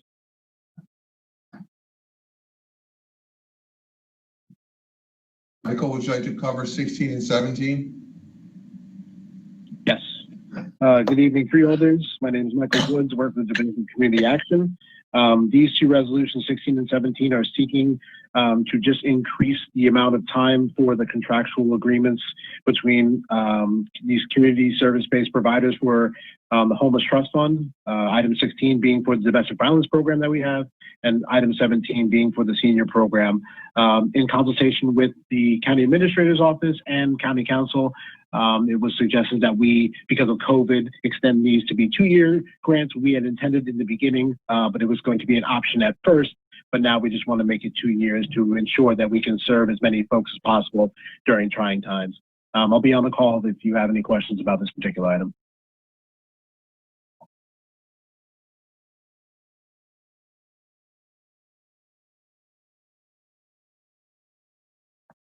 Okay. That included, and we touched on 95, correct? Yes, we did. Okay. Mr. Parlavecchio. I don't have any questions. Mr. McInerney. No questions. Freeholders, any questions or comments? Okay, I have a motion from Freeholder Luciano and a second from Freeholder Mercado, 15, 16, and 17, and number 95 as one. Roll call, Madam Clerk. Commissioner Siebel, Yes. Commissioner Vice President Richardson,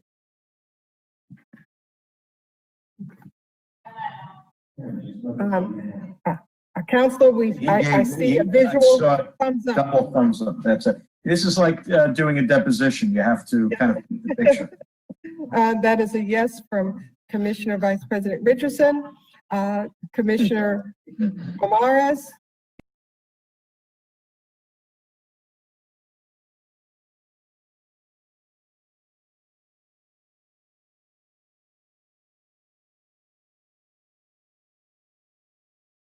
Yes. Commissioner Mercado, Yes. Commissioner Luciano, Yes. Commissioner Johnson, Yes. Commissioner Graham, absent Commissioner Cooper, Yes. Commissioner President Gill. Yes. So moved. Okay, moving to resolution number 18, which can read into the record at a later time. Mr. Jackson. Yes, Mr. Martinez is here to address this item.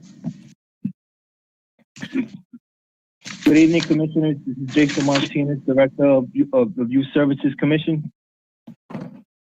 Today we're requesting the approval for a sub-agreement with the continuation of the Truancy Alternative Program, TAP program, with the City of Newark Municipal Court in the amount of $72,868. One of the components for this program is to follow up with the student, parent, or guardian appointments to ensure that the participant is complying with the Truancy Alternative Agreement. That's all I have. If there's any questions.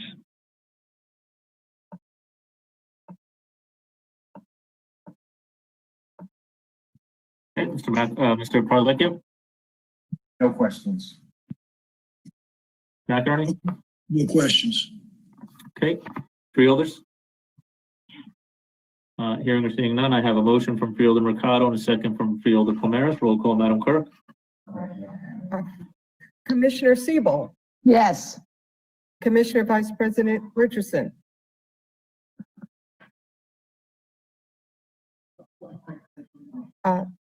Counselor, Two thumbs up, which I take as an affirmative vote. okay, I see it. Commissioner Palmares, A yes and a thumbs up. Commissioner Ricardo, Yes, and I get 2 thumbs up. Commissioner Luciano, Yes. Commissioner Johnson, Yes. Commissioner Graham, absent Commissioner Cooper, Yes. Commissioner President Gill. Yes. So moved. Thank you, Commissioners. Have a good night. Thank you. Moving to resolution number 19. Thank you, Mr. President. Mr. Smith. Thank you. Good evening, Mr. President. Good evening, Commissioners. My name is Eric Smith, Senior Data Processing Programmer for Division of Senior Services.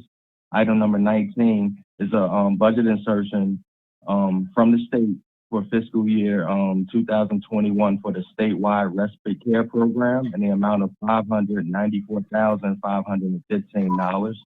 The statewide respite program is a program that provides periodic relief for caregivers of frail and elderly seniors and/or impaired adults, as well as emergency services when a caregiver is incapacitated. Thank you. Okay, Do you have any Mr. Parlavecchio. No questions. Mr. McInerney. No questions.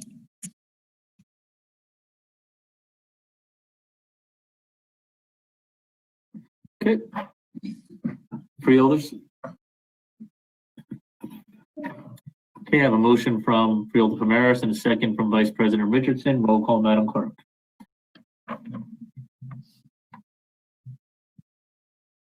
One moment, Mr. President.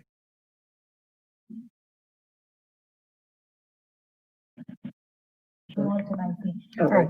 Remind me that it's on. So a roll call, starting with Commissioner Cooper, Yes.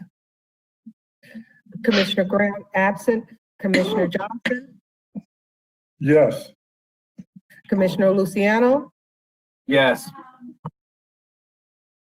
Commissioner Mercado, Yes. Commissioner Palmares, Yes. Commissioner Vice President Richardson, Yes. Commissioner Siebel, Yes. Commissioner President Gill. Yes. So moved.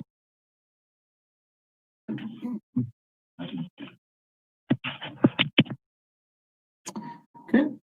Moving to resolutions number 20 through 24, which we can read into the record at a later time. Mr. Jackson. Mr. President, these will be handled by Director Mumford and Mr. Vieira. Mr. Mumford.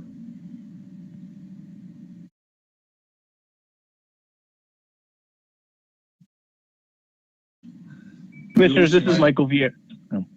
Commissioners, this is Michael Vieira. I'm the Director of Special Transportation Services for both the Division of Training and Employment and Senior Services.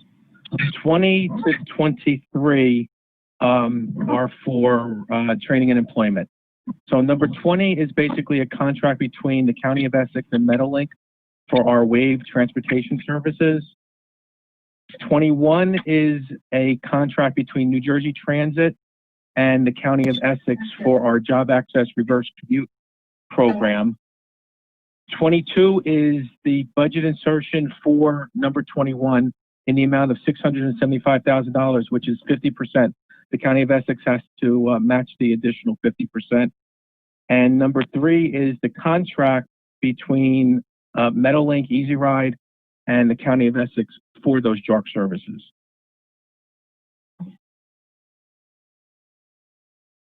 And Mr. Mumford can do number 24. Good evening, Commissioners. Item number 24 is a Federal Workforce Innovation Opportunity Act that comes from the New Jersey Department of Labor for us to provide services for disadvantaged youth who have dropped out of school, single parents, or do not have any kind of vocational training. Essex County College is the vendor that will be providing us, one of the vendors that will be providing that service to increase their adult basic education and GED prep so that they can move towards vocational training. I'm here for any questions. Thank you. Mr. Parlavecchio. No questions. Mr. McInerney.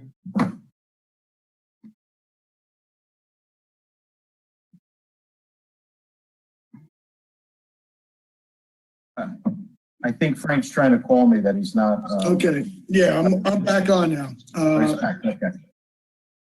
I don't have any questions on these, thank you. Okay.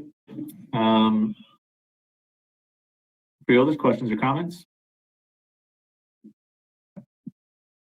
Okay, hearing or seeing none, I have a motion from Vice President Richardson and from Commissioner Siebel for resolutions 20 through 24. Roll call, Madam Clerk. Commissioner Siebel, Yes. Commissioner Vice President Richardson, Yes. Commissioner Pomares, Yes. Commissioner Mercado, Yes. Commissioner Luciano, Yes. Commissioner Johnson, Yes. Commissioner Graham absent, Commissioner Cooper, Yes. Commissioner President Gill. Yes. So moved. Okay, Thank you, Commissioner. Thank you. Now for resolution 25, which is from the Division of Housing and Community Development. Please read it into the record at a later time. Mr. Jackson. Thank you, Mr. President. There are four communities that had 5 projects, primarily infrastructure projects, that they weren't able to complete by the June 30th, 2020 deadline. They've requested an extension of 6 months to get these infrastructure projects completed, and this would enable them to do that. There's no additional money, just additional time to complete the projects. Mr. Parlavecchio. No questions. Mr. McInerney. No questions. Freeholders.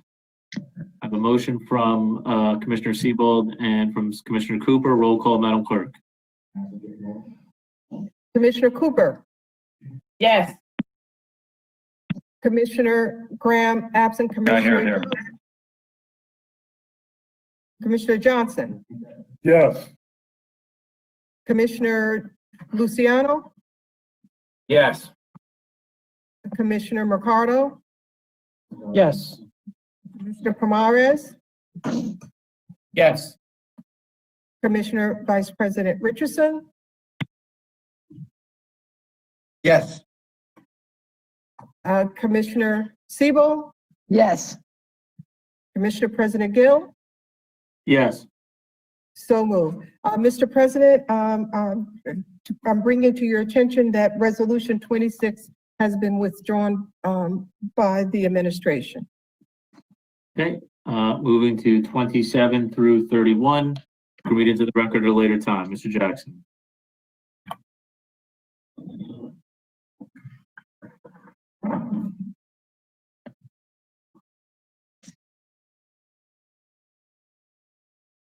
Mr. Jackson, you may be on mute. I was on mute. Thank you. Mr. Del Gaudio, Director Del Gaudio will handle these 27 through 31. Sorry about that. Good afternoon, Board of Commissioners. Frank Del Gaudio, Director, Department of Health and Rehabilitation. Number 27 on the agenda is a change order to increase the funding to the contract for Clean Tech Services. They do our linen and laundry services. What happened with this contract is that it was funded for only 1 year. The amount should have been 160 instead of 80. So to bring us to the end of the year, we needed an additional $16,090 to fund this contract. This contract was put back out to bid back in October, and the results of that bid will come to you for review at the next meeting. Resolution number 28. This is a contract with Pino Associates for cost reporting services. This was a competitive contract that was advertised. Pino Consulting was the only responder to this competitive contract. I believe Al Pino is on the phone. If you have any questions for Mr. Pino, he is available for questions about this contract. This is a contract that's county-wide and also to help out the Hospital Center for Cost Reporting with our state funding, Medicare and Medicaid services, and also to do the indirect cost report for the county. Okay, so Resolution 29 is another competitive contract that was advertised for our pharmacy provider services. This is the largest contract that the hospital center lets. This was awarded, the recommendation for award is to IPPC Services. They're the current vendor for these services, and I believe Eli Korn, a representative from IPPC, is on the telephone to answer any questions about this contract. Excuse me, through you, Mr. President, I just want to notify the vendors regarding Resolution 28 and 29. In order to participate, you must hit 0 so you can get online. Okay, so Resolution 30 was a bid that was advertised to provide language interpretation services and translation services. These services are available to any entity of the county, all departments and divisions. It was done in several modes of interpretation services, which includes telephone interpretation, video interpretation, sign language interpretation, and actual on-site interpretation services. The recommendation for award goes to 2 vendors, the lowest responsive and responsible bidders, which is Ola Doctor and Worldwide Interpretation Services. Resolution 31 is a 2-year affiliation agreement with Rutgers University for their Biomedical and Health Sciences School of Health Professions. This is for our health information management. This is the second time we've entered into a affiliation agreement with Rutgers for these services. The students come on site and are trained by our department director to fulfill their master's level requirement.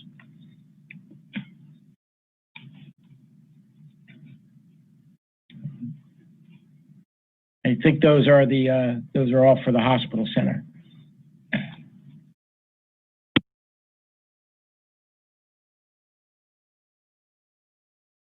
Would you want me to continue with Resolution 32?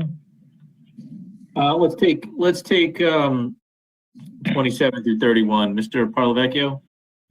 It's a quick question, Mr. President, on 29, the pharmacy services. Mr. Delgaudio, I know you said this is the same vendor for a new 3-year contract. How do the prices for the pharmacy services compare to the prior contract? Okay, so what's happened it's a great question, and through you, Mr. President, what's happened over time is that this bid originally went out, it's a discount off the wholesale medication price. So it was awarded always to the vendor who provided the largest discount off of that wholesale price. So during the last bid period, it came in at 42%. This bid period, it's at 49% discount. But the services have changed dramatically in regards to access to emergency medications, electronic medication administration and reconciliation reporting. And the pharmacy has grown to provide those services free of charge to us. So this time around, to make it as a fair and open process, we asked for those services also to be provided. And those were included in the bid responses. Thank you.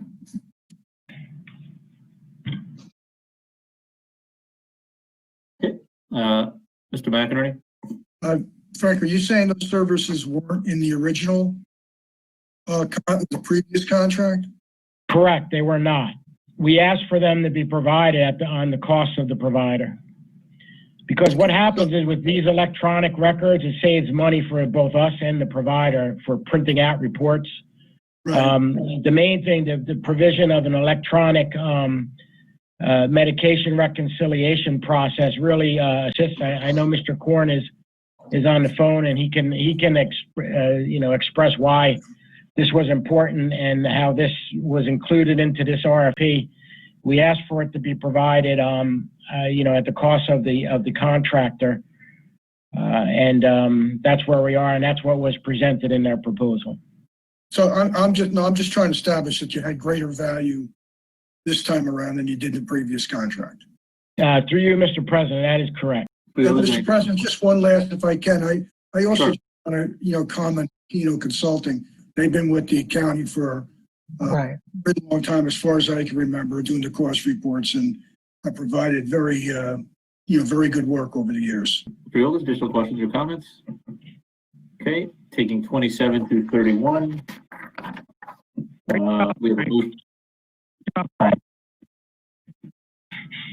We have a motion from Freeholder Cooper and a second from Freeholder Johnson. For 27 through 31, roll call, Madam Clerk. Commissioner Siebel, Yes. Commissioner Vice President Richardson, Yes. Commissioner Pomares, Yes. Commissioner Mercado, Yes. Commissioner Luciano, Yes. Commissioner Johnson, Yes. Commissioner Graham absent, Commissioner Cooper, Yes. Commissioner President Gill. Yes. So moved.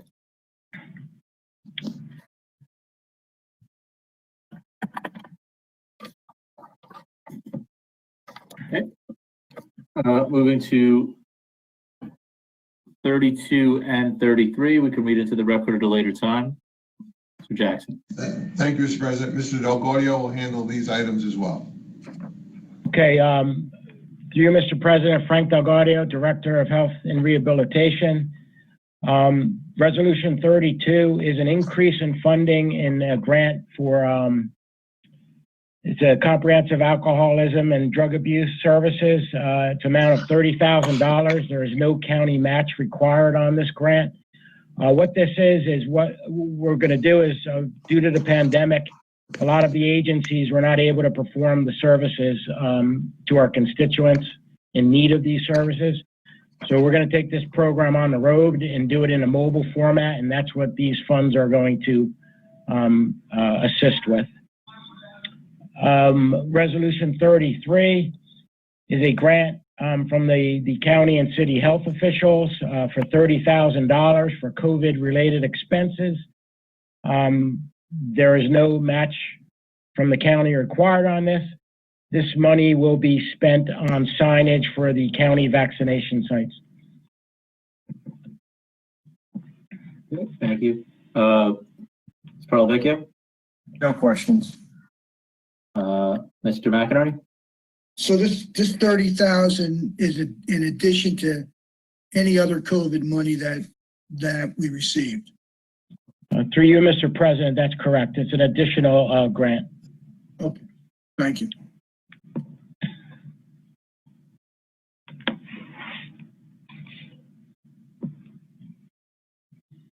Okay, freeholders, additional questions or comments?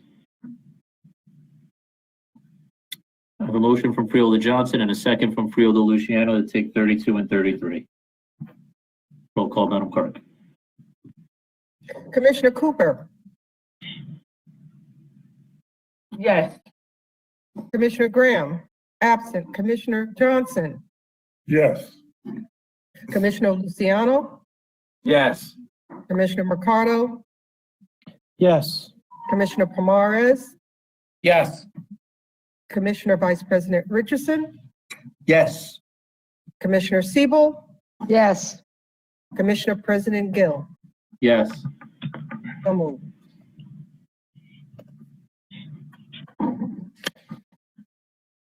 Okay, moving to resolution number 34 through 40. Mr. Jackson. Thank you, Mr. President. Mr. Antonio is here to address these items. Good evening, David Antonio, Department of Public Works. Item number 34, Department of Public Works, resolution of the Board of Trustees and Freeholders of the County of Essex for the procedure for administration and inspection of federal highway projects. Every 3 years, the County Department of Public Works must generate this document for submittal to the Federal Highway Administration and NJDOT. This allows and maintains our eligibility to receive federal funding. This is a routine document that's prepared every 3 years, like I mentioned. Item number 35, an agreement granting use and right of entry onto county road right-of-ways for the installation, operation, and maintenance of wireless communication systems, Extenet. The execution of this agreement will allow the county to have a mechanism to review and approve accordingly applications by Extenet Communications to install 5G wireless nodes on county road right-of-ways. Item number 36, professional services agreement for the engineering design services for the DPW Grove Avenue facility to Comito Associates. Amount not to exceed $446,200. The county developed a RFP. There were 21 respondents. Responses were evaluated, and Gregory Comito and Associates was ranked as the highest proposal, and their cost fee was actually the lowest, hence the suggestion. The building proposed for Cedar Grove will incorporate two aspects. It will include the Essex County Sheriff's and Homeland Security Vehicle Command Center. This will be a central vehicle storage and dispatch facility for all Essex County Sheriff and Homeland Security vehicles. This will consolidate and house all the current multiple sites currently holding sheriff vehicle fleet. In addition, it will include the Essex County Department of Public Works sign shop, which is currently located at the Essex County Correctional Facility, Doremus Avenue. This will allow a proper location for the design, fabrication, and manufacturing of Essex County building and roadway signage. There will be office space, support space, conference rooms, and things of that sort.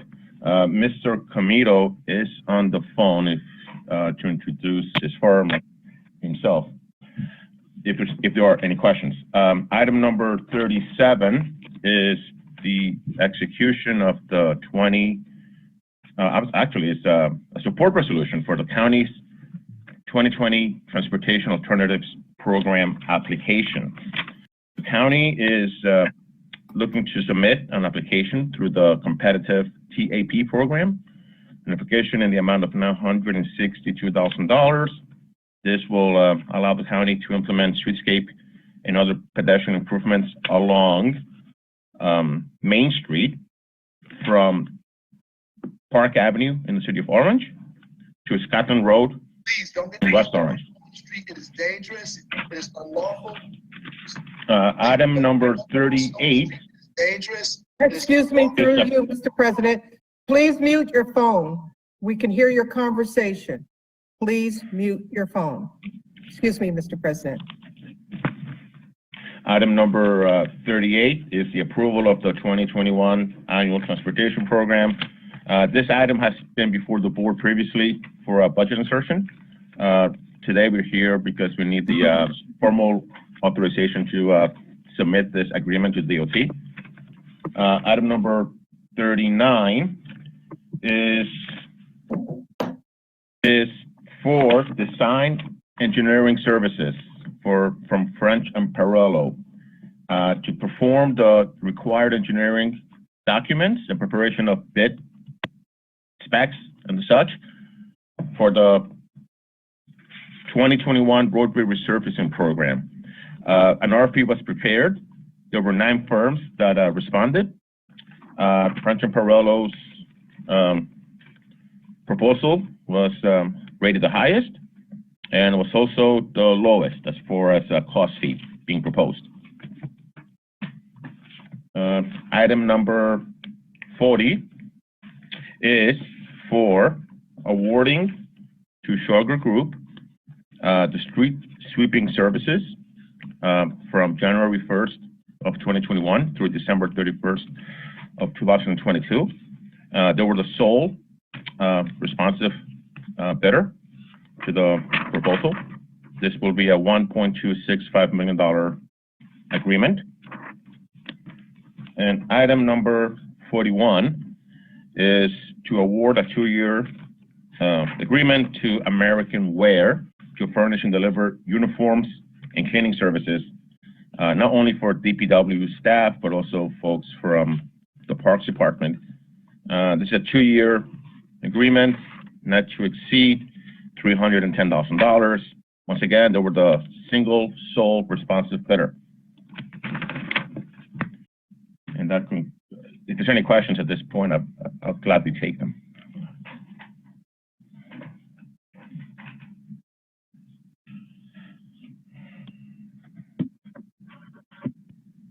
Wagner, excuse me, Mr. Prolecchio. Yes, and Mr. President, just to be clear, Mr. Antonio did 34 through 41. 41 was the combo Public Works and Parks. My only question is on number 38, the annual transportation program. For David, the amount listed under that program, that's all reimbursable money, correct? Reimbursable by either state or federal DOT? Through you, Mr. President, that is correct, 100% correct. Okay, thank you.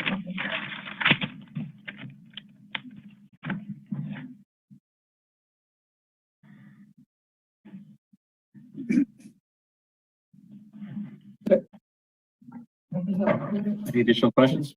Mr. McInerney? Yes, how does the DOT money at 9.7? That was very similar to what we got last year, isn't it? Or, I mean, as far as the grant goes, not talking about anything additional. It's the same program as the one you remember from last year. It's the same, yeah. Correct? Okay. Exactly. We did get some additional DOT money though throughout the year, I believe. In addition yes, to this. right, that was 2 years ago though. Okay. Thank you. Additional questions, freeholders? Okay, hearing or seeing none, I have a motion from Freeholder Luciano and a second from Freeholder Mercado. We're going to take 34 through 41. Roll call.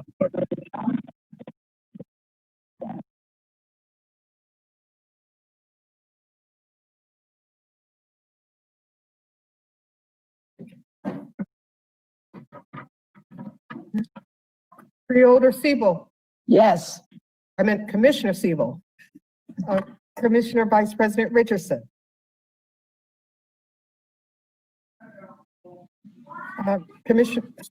We can't hear your audio. That, I see that as an affirmative with a thumbs up for Commissioner Vice President Richardson. Counselor, you confirm that? Yes, agreed. Commissioner Pomares, Yes. Commissioner Mercado, Yes. Commissioner Luciano, Yes. Commissioner Johnson, Yes. Commissioner Graham, absent, Commissioner Cooper, Yes. Commissioner President Gill. Yes. So moved. Great, thank you. Should have noted this before we took the vote, but very excited to see, and hopefully we win on the competitive grant on the Transportation Alternatives Program for the Park Avenue project. So look forward to the results of that. And please just ask, I know you will, but just you, Mr. Jackson, just keep us updated as soon as we hear if we are successful or not. Absolutely. Moving to resolutions 42 through 52, all the Department of Parks. Mr. Jackson. Mr. Zates, Mr. President, will handle these items. Sure, Joshua Zates, Essex County Park. Number 42 and number 43 are related, in that number 42 is the mechanism to allow number 43. Number 43 is authorization from the Open Space Trust Fund for maintenance staff for the year 2021, amount not to exceed $5,016,653. Specifically, this is for salaries, overtime, and fringe. It includes 45 positions. The salaries are $2,839,630.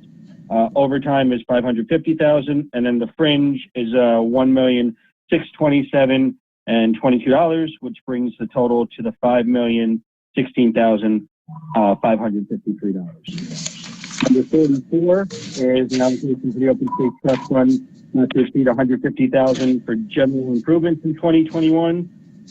This would include anything from some beautification of the various senior buildings, such as painting, spackling, stuff like that, as well as our picnic areas. Number 45 is an amendment to a sub-grant agreement for the 2020 Open Space Local Aid Program. If the board recalls, back in August, it approved various sub-grants to different municipalities, one of which was Caldwell. Originally, Caldwell had applied for and been awarded a grant for the Harrison School Field project. Since then, Caldwell has submitted a revised application requesting that the local aid grant award scope continue to the acquisition of approximately 1.4 acres of open space behind Bloomfield Avenue in Caldwell. And this is our authorization to do that. Number 46, 47, 48, and 49 are all various food items for the Turtleback Zoo, for the animals. Specifically 46 is an award to McRoberts Sale Co. to furnish and deliver frozen fish and vertebrates. Number 47 is a contract award to the two lowest bidders to furnish and deliver animal food and bedding. Number 48 is a contract award also to the two lowest bidders to furnish and deliver frozen and live animal food at the zoo. And number 49 is a contract award to Central Nebraska Packing to furnish and deliver frozen and live animal food. Number 50 is a contract award to Air System Maintenance to various HVAC services at the zoo. This is general HVAC repairs in the various buildings throughout the zoo. Number 51 is a contract award to Signal Electric Corporation to provide maintenance of the access control security systems at the various decks at the South Mountain Reservation Complex. Specifically, this would be for the computer networking as well as the access gates and ticketing booths. And number 52 is a contract award to Shoger Property Service for landscape maintenance at Cedar Grove Park. It would run April 1st of 21 through December 31st of 21, then pick up again April 1st of 22, and then end December 31st of 22. in an amount not to exceed $120,999.96. Happy to take any questions the board may have.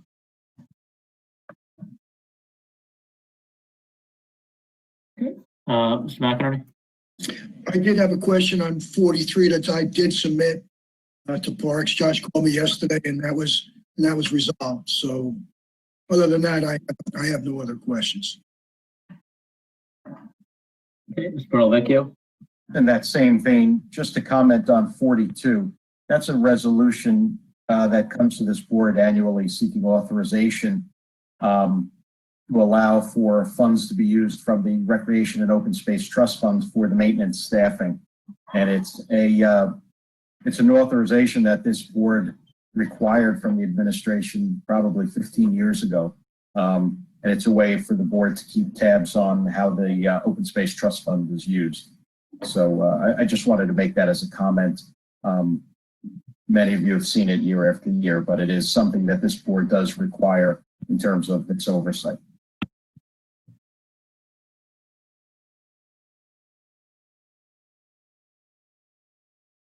Mr. President? Yes, Commissioner.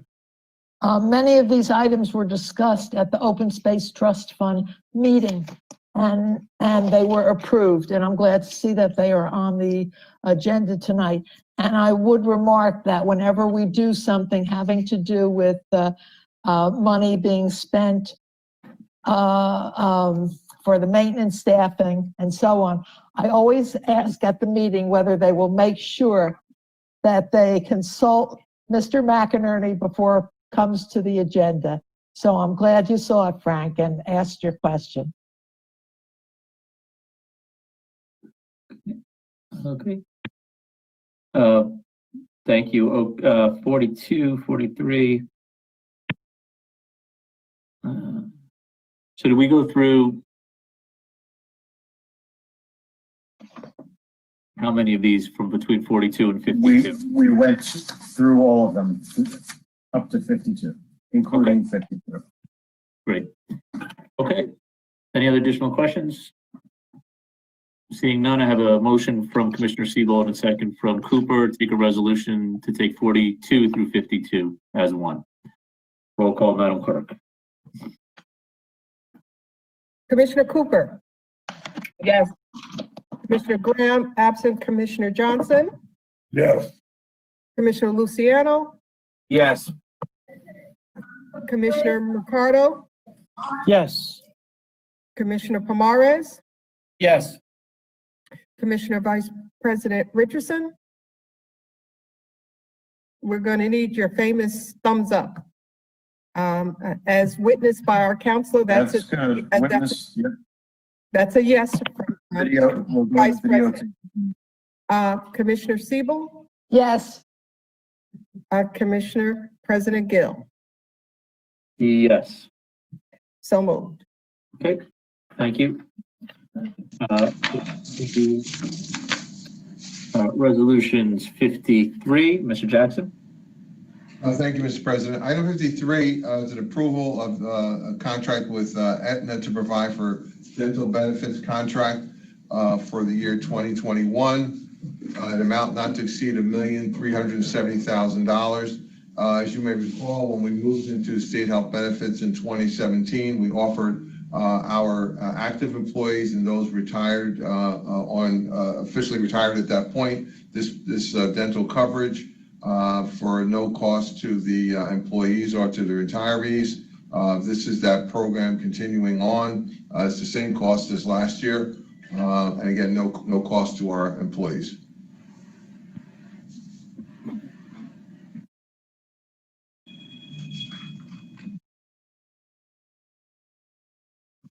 Okay, Mr. Parlecchio. No questions. Mr. McInerney. No questions. Freeholders.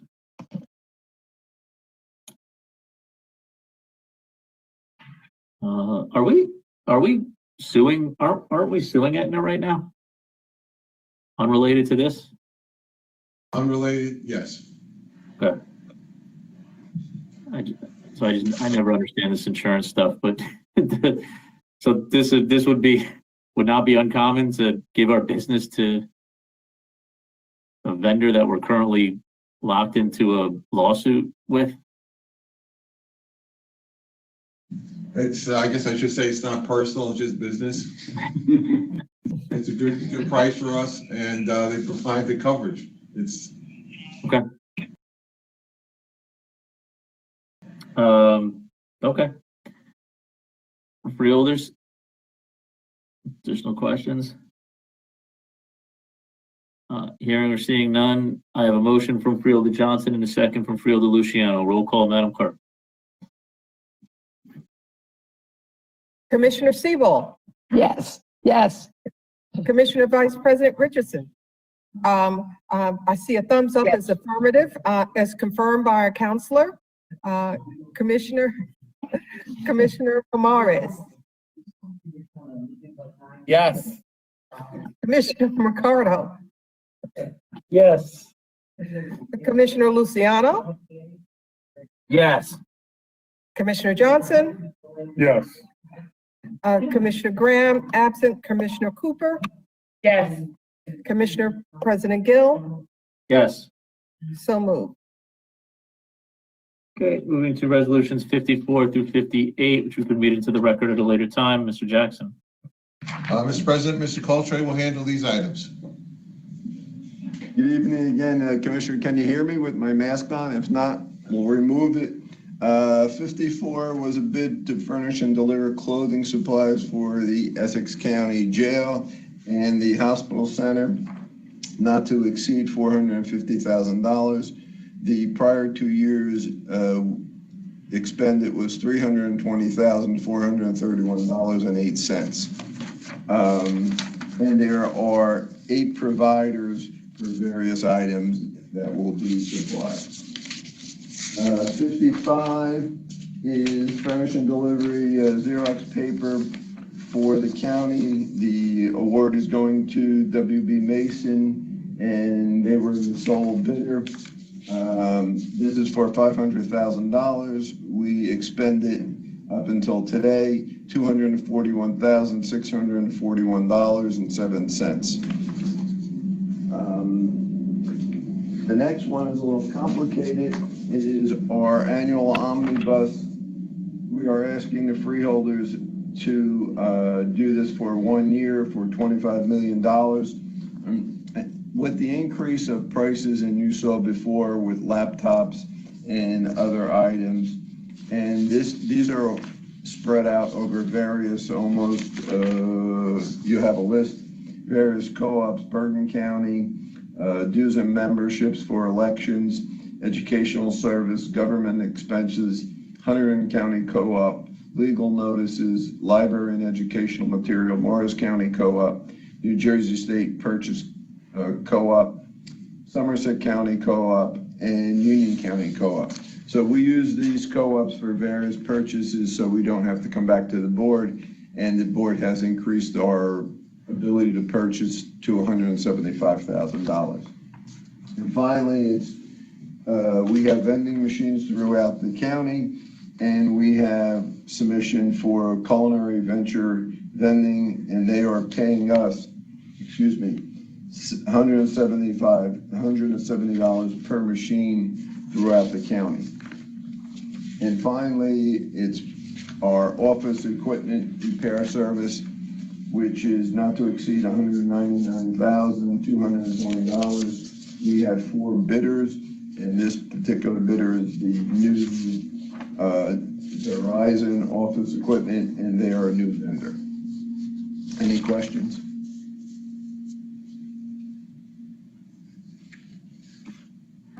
Carl Vecchio. No questions.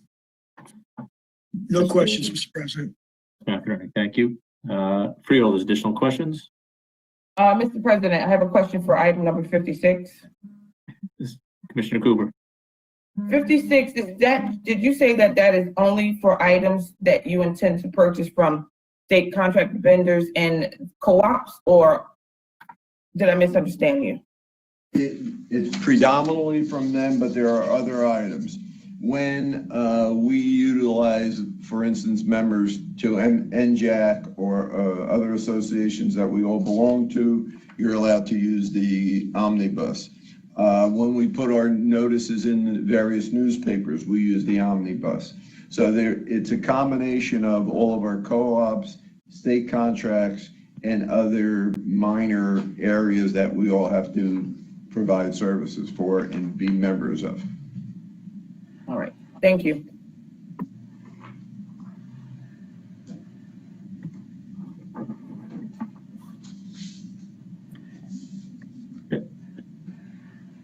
Any additional questions? Hearing or seeing none, we'll take resolution 54 through 58. A motion from Freeholder Luciano and a second from Freeholder Mercado. Roll call, Madam Clerk.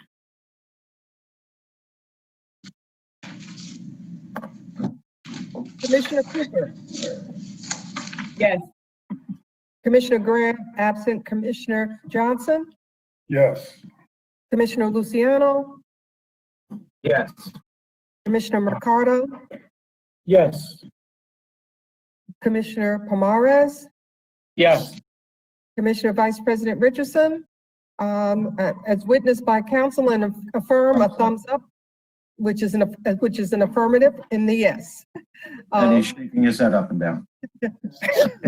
Commissioner Siebel, Yes. Yes. President Gill. Yes. So moved.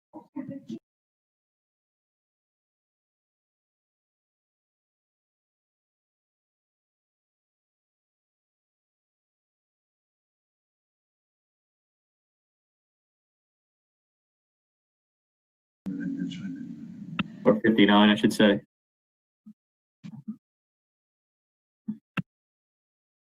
Okay, I'm sorry. We do, Robert. No, I'm good. You go ahead. You just want to do it? No.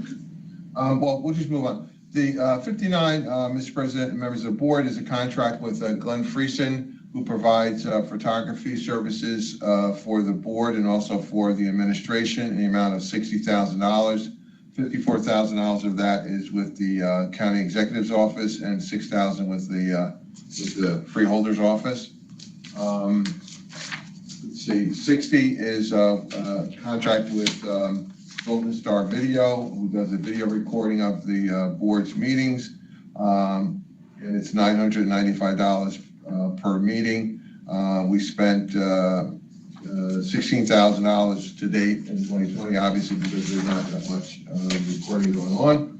And the amount of the contract is not to exceed $55,000. Item 61, still related to board meetings, is a contract award to Audio Digital Transcription Service, LLC, in the amount not to exceed $50,000 to provide transcription services for the freeholder meetings in 2021.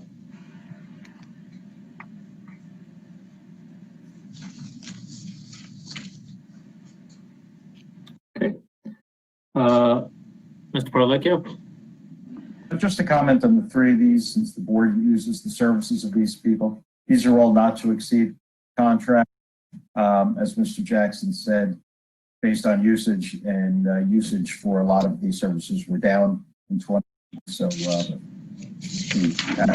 corresponding expense was down.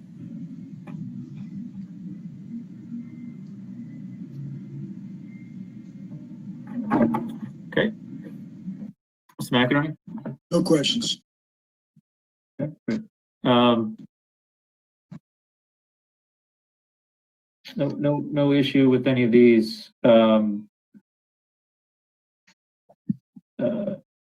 guess the transcripts would still be roughly the same, but the recordings I understand, right? Because we're not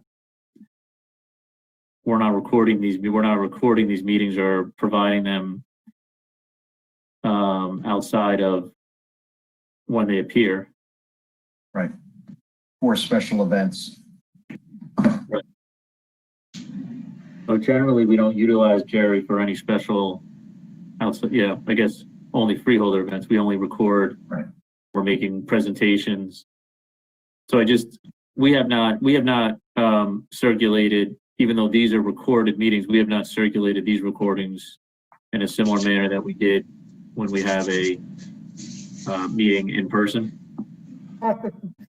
Mr. President, for clarification, we use them for, he still provides the service of making sure that these meetings are on cable.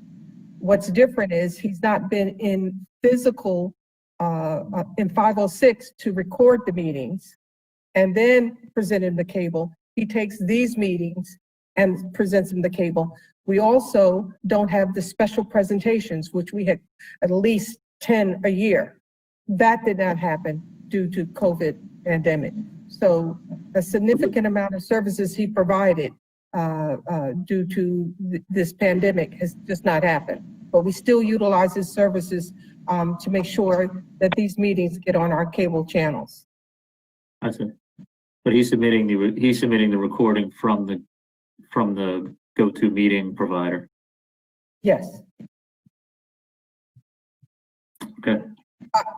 He does some post-production problems, making sure, that, the opening we have is there and that all the titles or names are under people. He does that post-production problem. He doesn't change anything that happens in the meeting. He just adds, additional information as far as titles and things like that. Right. I haven't seen it in some time, but have we distributed a memo saying when those meetings appear? I believe that they are forwarded when we receive it, but I can follow up and make sure that everyone has that information. Great. Okay. Great. So for the question, I don't have any further questions, freeholders. I have a motion from Freeholder Mercado and a second from Freeholder Pomaris. Roll call, Madam Clerk.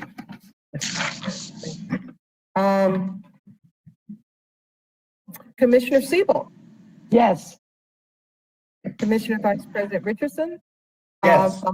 That's enough. Oh, we got a yes. The audio. We got an audio that time, Counselor. Commissioner Pomaris. Yes. Commissioner Mercado. Yes. Commissioner Luciano. Yes. Commissioner Johnson. Yes. Commissioner Graham, absent. Commissioner Cooper. Yes. Commissioner President Gill. Yes. So moved. Looking to resolutions 62 through 65 and number 91. Mr. Jackson. Thank you, Mr. President. Director Ortiz is here to address these items. All right, item 62. Contract for CFG Health Services, lowest responsible bidder. We have representatives for them. I'll go right through the line, then I'll bring my representatives. Item 63, Department of Corrections contract award to Ironbound Medical for a new hire physicals. Item 64, Department of Corrections contract award for Maple Crest Ford for a purchase of a Ford Explorer vehicle to augment our fleet. Item 65, Department of Corrections contract award to SHI International. Mr. Hunt will be speaking on that particular item. And the other item, last but not least, is item 91, contract award to DCO Energy, the sole responsible bidder, to provide total building maintenance for a 2-year agreement. Mr. President, first of all, Al Ortiz, Alfaro Ortiz, Director, Essex County Jail. In whatever order, my vendors will begin. Hello? Hey. Hello? Perhaps you should ask directly the name of the vendor Okay. who wishes to begin. Here we go. CFG, Mr. Pascal, CEO, can you speak to the freeholder board and then they'll ask questions? Yes, thank you very much, Director Ortiz. This is Les Pascal. I'm the CEO for CFG Health Systems in Marlton, New Jersey. I'd like to begin by thanking all the freeholders, and also President Gill and your distinguished colleagues for considering awarding us the contract and continue our work in Essex County Corrections. It has been without precedent a very challenging time for everyone, but especially for the healthcare workers, the physicians and the nurses and the people that are the first in line to deal with patients coming into the facility and treating them and staying abreast of everything, as well as protection for the inmates and the staff. I wanted to also go on record and personally thank all the nurses, all the physicians, all the med techs, all the assistants, Madeline Bell, the Health Services Administrator, and Dr. Lionel Anisette, the Medical Director, whose leadership and vision has helped us been successful so far with this. But I will also say that these healthcare services don't exist in a vacuum. They don't just happen in a vacuum.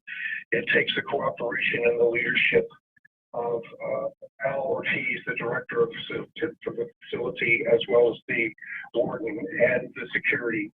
We don't operate in a vacuum. And I also want to compliment the administration, Phil Elijah, and his responsiveness and cooperation, and as well as prodding to make sure that we have as safe an environment as is possible during the COVID crisis.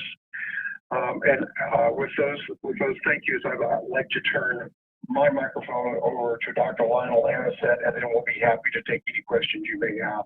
Dr. Anisette, are you on? Yes, I am. I don't know if everyone can hear me. Yes. Yes. Go ahead, Doc. Okay. Thank you, everyone. Good evening, honorable commissioners. It's my pleasure and my honor to present myself and my team. I know the last time that we spoke, we talked about a number of projects, and then all of a sudden, unprecedented times came about. And as that saying says, maybe live in interesting times. These are these times. And but I'm glad to say that many of the commitments that we made to you at the last time we presented, in terms of the epidemic of drug addiction, we didn't take our eyes off those prizes. So we've been able to implement that program in the midst of this pandemic, and with the leadership, as our CEO said, let's ask with the leadership of this administration, with Phil Elijah, with Director Ortiz, with my teammate, Madeline Bell, we've been able to take our team and our nurses, our doctors, our providers from our CNAs, and they've showed up. And we were able to basically harness the resources that we had and attack this problem. Yes, it was unprecedented. Yes, it was a challenge, but I think our team rose to that challenge. And that's why I stand before you today.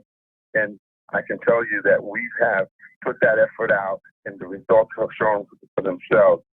Our efforts have been collective, multidisciplinary. We've reached out outside of the state. We've reached out to the federal, the state, and I don't want to neglect our Essex County Department of Health. They've been champions, supplying us with resources, guidance, testing. If you walk into Essex County right now, before you can even move, you're getting temperature checked, you're getting symptoms checked. If a detainee or one of our patients comes in, there's a pre-booking staff that was not there before, screening these folks. We're trying to make sure that all of our people, those that are incarcerated under detention, no matter under any jurisdiction, those that are working there, that they stay safe, and that's our goal. And as we go into this next chapter with the next wave that's come upon us, we're ready. And we're working hand in hand with as many partners as we can to, again, meet this challenge. So it's a distinct pleasure to be here tonight to be able to announce to you that we have kept the mission alive.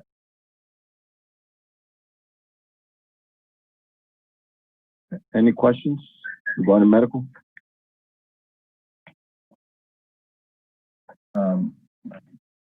Mr. President, I don't have a question on the quality of the service or even the nature of the service. It's more of a process question based on a letter that was submitted for the public comment section from an attorney for the for the unsuccessful bidder in this one. Can so my question is directed to the administration. Just to the extent you can comment on this letter, and I'll give some context to it. There was a letter submitted which was read in part by the clerk from an attorney for WellPath LLC, who was the unsuccessful bidder, as I said, for these services. According to this letter, they filed a bid protest with the county. The county rejected the bid protest, but then subsequently held a hearing on the matter, and the county administrator issued a final decision denying that bid protest. And I think from what I'm reading here, it was rejected as being non-responsive for submitting two price quotation forms, and that's in their letter. So I don't think I'm saying anything that's protected or not appropriate for the open part of this meeting. So, and clearly the bidder wanted that read into the record and submitted the letter. Is there anything else the board needs to know about this, or can you expand on the process or the reason for rejecting that bid and selecting CFG? I understand CFG is the incumbent here, but we have a new bid, so I was hoping you could speak to that a little bit. Robert, do you want me to? Sure. Yes, County Council, please. Courtney Gassione, Essex County Council. So in response to Freeholder Council's question, first with regard to process, the process is that in this particular case, the bid that was submitted by WellPath was rejected by our purchasing department, as you point out, as being non-responsive. The basis for that rejection was that contrary to the bid specifications, there was several sections in the bid specifications that indicate that only a single bid or single price quote could be submitted by the bidders, and contrary to that, WellPath submitted two pricing sheets, one identified as a base bid and the second as an alternative bidding sheet. The determination was made by purchasing that rendered the bid unresponsive because it was contrary to the particular requirements of the bid specification. After that rejection was issued by purchasing, as Mr. Parlavecchio indicated, there was a bid protest filed by WellPath. At that point, it came to my office for review. We confirmed the decision of the Office of Purchasing that the bid was in fact non-responsive, and in fact that by submitting a second alternative bid quotation in their bid, WellPath in fact placed themselves in a competitive advantage over other vendors, as no other vendors had the opportunity to submit a original bid plus an alternative bid based on other factors. So based on our case law in the state of New Jersey, as well as our own internal processes and the language in the bid specifications, we upheld the determination of purchasing. They advised WellPath of that result, and WellPath did in fact ask for a hearing, which was held this past Monday. Mr. Jackson, as the county administrator, oversees internal bid protest hearings. He listened to all of the information from WellPath, much of which was identified in the letter they submitted to the Board of Commissioners. And after the county had the opportunity to present its position as well, the hearing concluded and Mr. Jackson rendered his decision yesterday, and it advised the parties. So that brings us to where we are today. The information that has been submitted by WellPath to the commissioners is all information that has been reviewed by both my office, the Office of Purchasing, and Mr. Jackson. My position remains the same in that the bid was properly rejected for not being responsive. And although they would have been the lowest bidder had they properly submitted their bid, pursuant to local public contracts law, when a bid is non-responsive, it must be rejected under the law. So that's where we are today, and the county administration is ready to move forward with an award of the bid with the commissioner's approval to CFG. Okay. Mr. President, if I could just follow up. So, Courtney, because by the fact that WellPath submitted two price quotations where the requirement in the specs were to submit a single one, that rendered it unresponsive. And whether or not the submitted price was the lowest or would have been the lowest, you don't even get to that evaluation or analysis because the bid was unresponsive. And I think, as you said, it was not a level playing field or an unfair advantage is what you said. So irrespective of the price, you don't even get to that step because the bid submission was invalidated for the dual submission. Is that correct? Courtney Gassione, Essex County Council, that is correct. Okay. And it sounds like the administrative process, and I'm not talking about the legal process or any court submissions, but the administrative process has now been exhausted, I guess, in terms of filing a protest, responding to that, holding a hearing, and then coming up with an administrative decision internally. That is correct. The internal process has been concluded. However, WellPath, does have other avenues for recourse if they choose to do that. Thank you. I don't know if anybody else has any questions. I don't.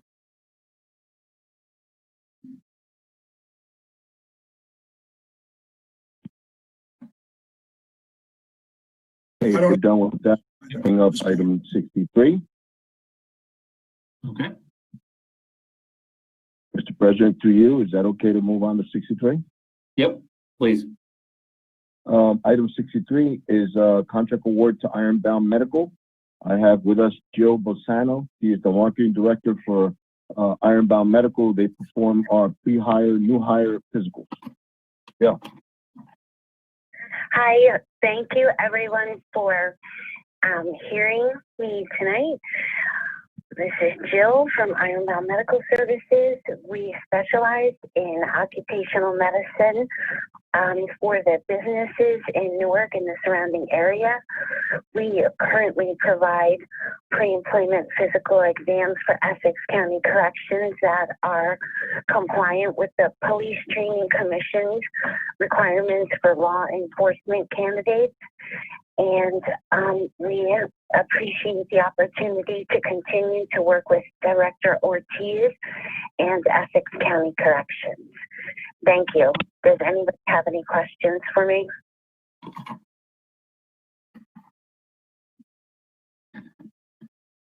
Okay. Mr. President, through you, if no further questions, I'll move on to item number 65. Please.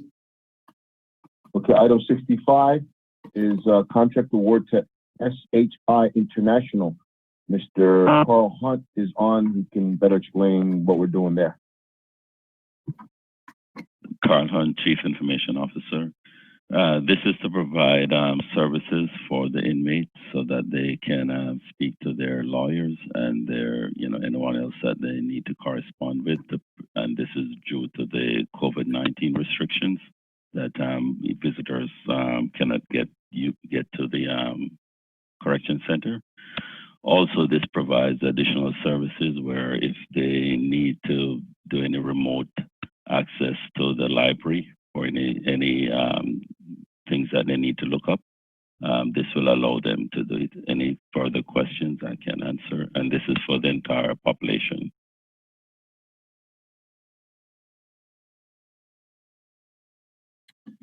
Okay.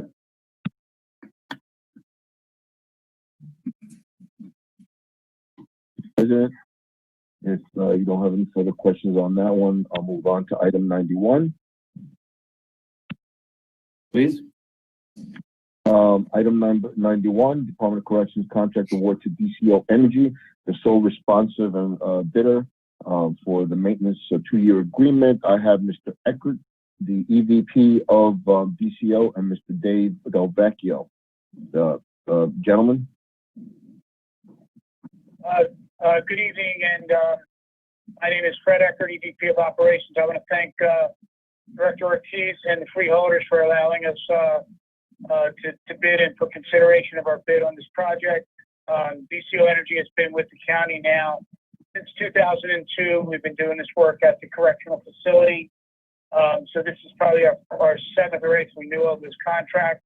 The contract provides all the operations and maintenance staff for maintenance at the facility.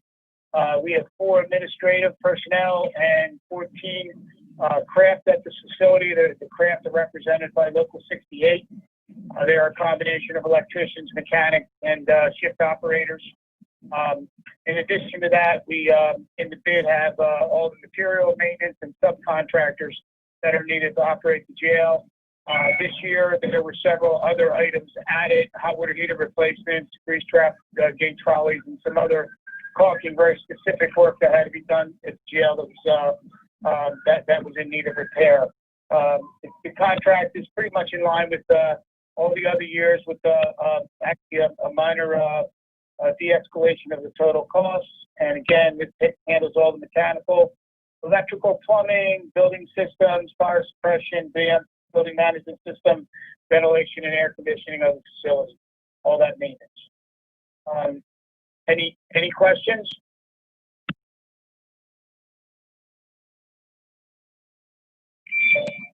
Mr. President, Al Ortiz, Director, I'm requesting the passage of all these contracts and items. We'll appreciate your consideration. Thank you. Okay, thank you. Mr. Parlavecchio. I don't have any additional questions. Okay. Mr. McInerney? No questions. Okay, freeholders, additional questions or comments? Okay, I have a motion from Vice President Richardson and from Commissioner Siebel to take resolutions 62 through 65 and 91 as one. Roll call, Madam Clerk. Commissioner Cooper, Yes. Commissioner Graham, absent. Commissioner Johnson, Yes. Commissioner Luciano, Yes. Commissioner Mercado, Yes. Commissioner Pomares, Yes. Commissioner Vice President Richardson, Yes. Commissioner Siebel, Yes. Commissioner President Gill. Yes. So moved. Thank you. Mr. President, may I make a note, inform anyone who's watching about the next public comment? Sure. If you're calling in for the next public comment session coming up shortly regarding non-agenda items, if you're calling in, the number is 855-756-7520. That's 855-756-7520. The password is 69910. Password is 69910. You will be acknowledged to speak in the order that your call was received.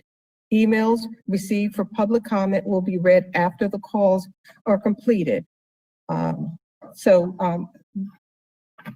That is the announcement for the next public comment session, Mr. President.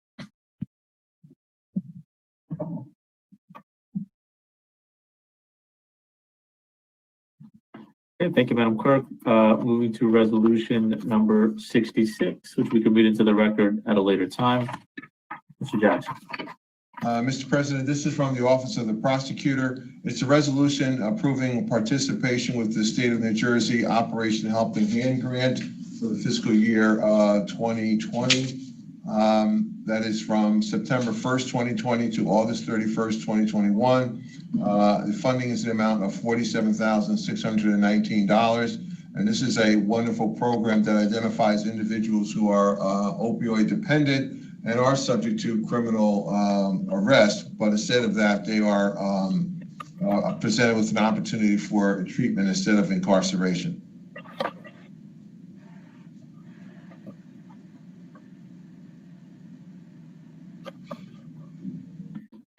Mr. Parlavecchio. No questions. Mr. McInerney. No questions.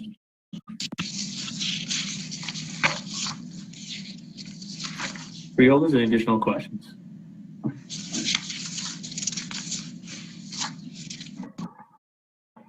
Okay, seeing and hearing none. We have a motion from Vice President Richardson, second by Commissioner Johnson. Roll call, Madam Clerk. Commissioner Siebel, Yes.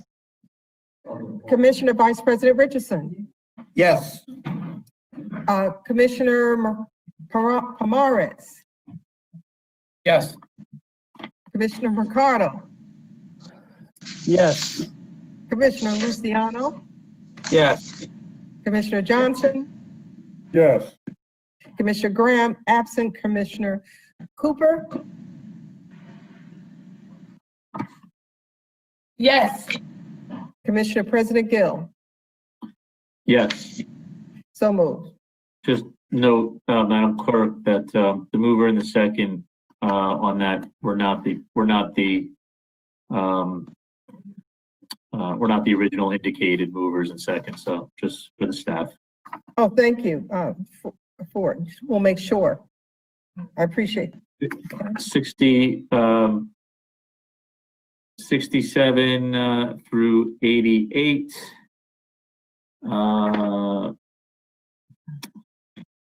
In 97.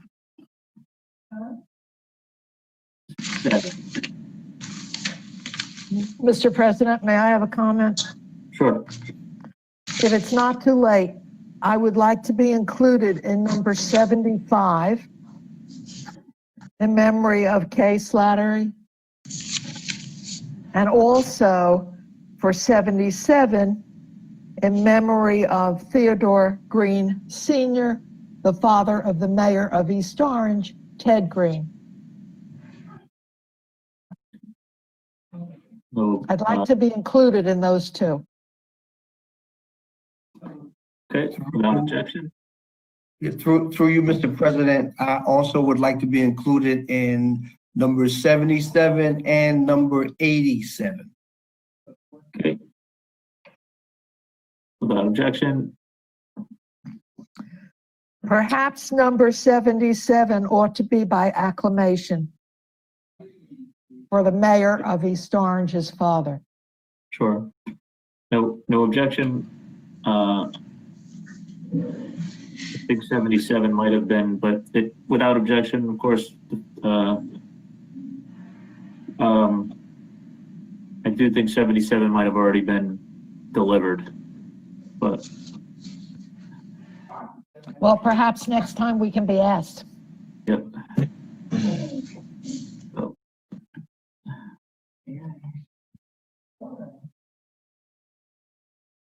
So noted, Mr. President. We will make it by acclamation for the record. Yeah, I don't know, Madam Clerk, if you or Commissioner Cooper know if this has already been sent to the family. Freeholder President, yes. Unfortunately, the service was pretty quick. It was a pretty quick turnaround. We did do it by acclamation. We submitted a proclamation as well as a letter duly from the board. Very good. I will confirm that a letter of condolences from the whole board was also presented. Very good. Okay.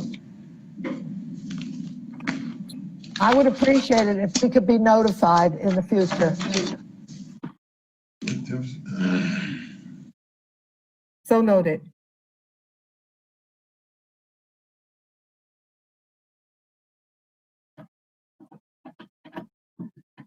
Is it too late for me to be included for number 75 for Kay Slattery?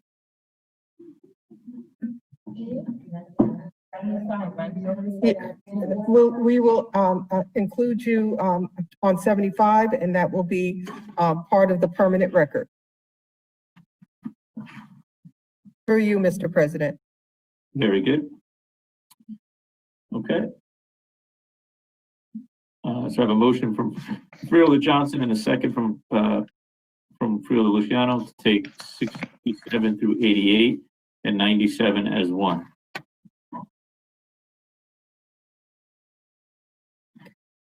Roll call, Madam Clerk. Freeholder Cooper. Yes. Commissioner Cooper. I was doing so well. Commissioner Cooper, yes. Commissioner Graham, absent. Commissioner Johnson. Yes. Commissioner Luciano. You're on mute. Commissioner Luciano. You're on mute. I will get back to Commissioner Luciano.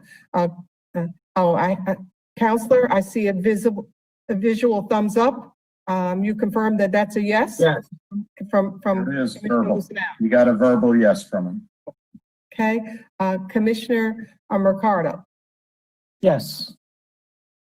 Commissioner Pomares, Yes. Commissioner Vice President Richardson, Yes. Commissioner Siebel, Yes. Commissioner President Gill. Yes. So moved. Okay. Moving to resolutions number 92 through 94. Mr. Jackson. Yeah, thank you, Mr. President. Items 92, I will be super brief. 92 through 94 are purely housekeeping items with the state of New Jersey. The board acted on these items previously, and yeah, a bit of semantics just to make it acceptable for the state to accept the language of the budget insertions. That's it for all three. Okay. Mr. Pawlowski. No comments, no questions.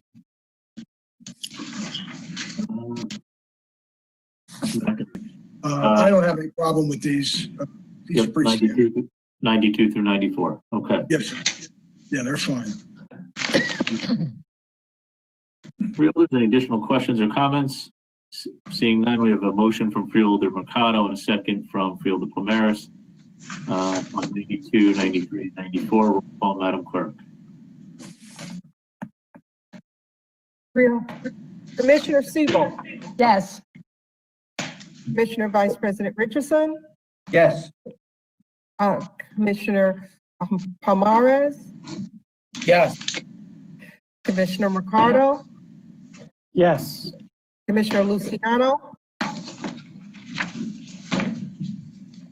absent Commissioner Johnson, Yes.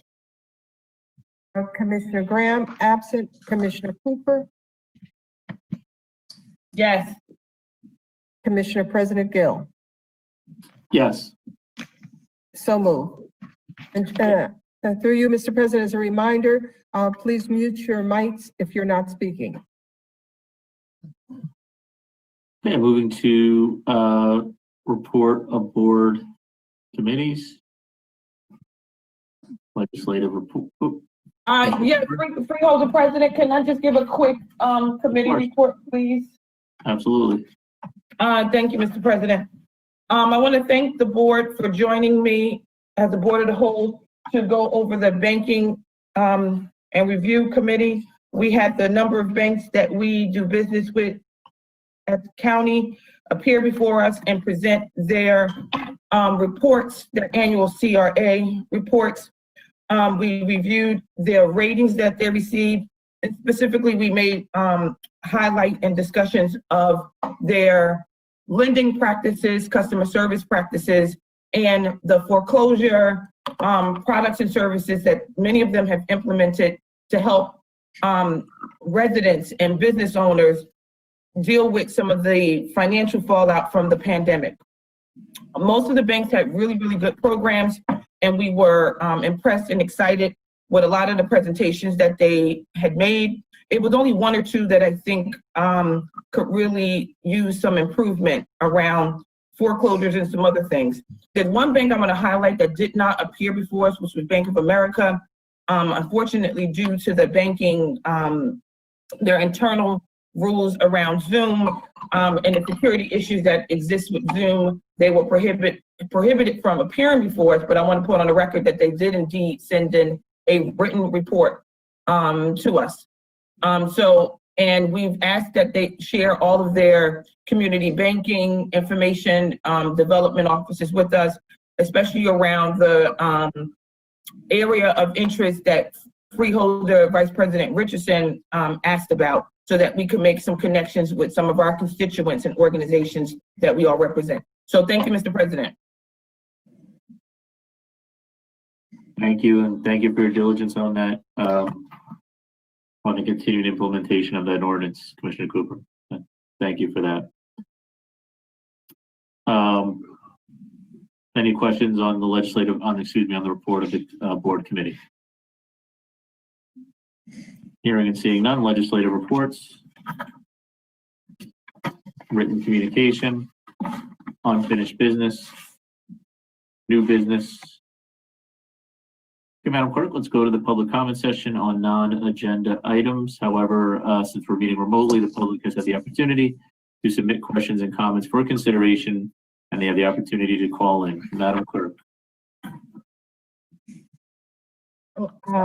Mr. President, at this time, our public information officer will announce the callers so they can state their comment or question, and be reminded that you have 3 minutes to speak. Please do not have your laptop or any electronic devices on while calling in. At this time, we're only accepting calls pertaining to non-agenda items. Our public information officer will take it from here. Do we have any callers in the queue? Thank you, Madam Clerk. We do. Chalo Malumba, Public Information Officer for the Board of Commissioners, Essex County Board of Commissioners. Our first caller is Carrie Murphy. Ms. Murphy, please state your name for the record. You have 3 minutes to speak. You may begin. Hi, Carrie Murphy.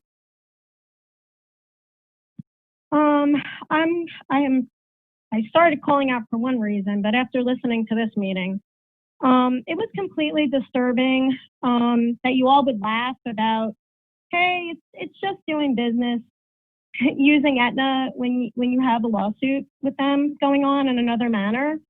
It's just taxpayers' monies, right? It's perfectly normal, right? That was really shameful. How about you guys start using Aetna dental services or any healthcare services at the Essex County Jail? Why don't you start doing that? Any healthcare services. I know that you guys had 2 deaths in the jail in April 2020. Can anyone tell me how many deaths you had since, let's go from just 2017. Let's go just to then. How many deaths? How many freeholders, or I guess now commissioners, how many commissioners are going to send holiday cards to those families where they had deaths of loved ones in that jail? I don't know. Why don't you spend some of our tax monies and get them a nice fruit basket? I'm sure they'll appreciate that. It's disgusting and shameful. and then I'm listening to monies for the Turtle Zoo to feed the animals. Nice. How about feeding the people in the jail some non-moldy foods? How about that? Why don't you take our tax monies and do that? How about you guys all take your family for the holidays, whether you celebrate Hanukkah, Kwanzaa, Christmas? Why don't you take your whole family, bring your kids, spend an afternoon at the jail and sit with an inmate or detainee and have a nice moldy meal with them? Disgusting and shameful. Now, let's move on to the other thing I heard about fixing, and I say that loosely, fixing the jail. The construction workers, I don't know if I heard plumbing. Are they all going to be union workers? Are any of you Democrats getting a kickback from those construction vendor services? I would like to know.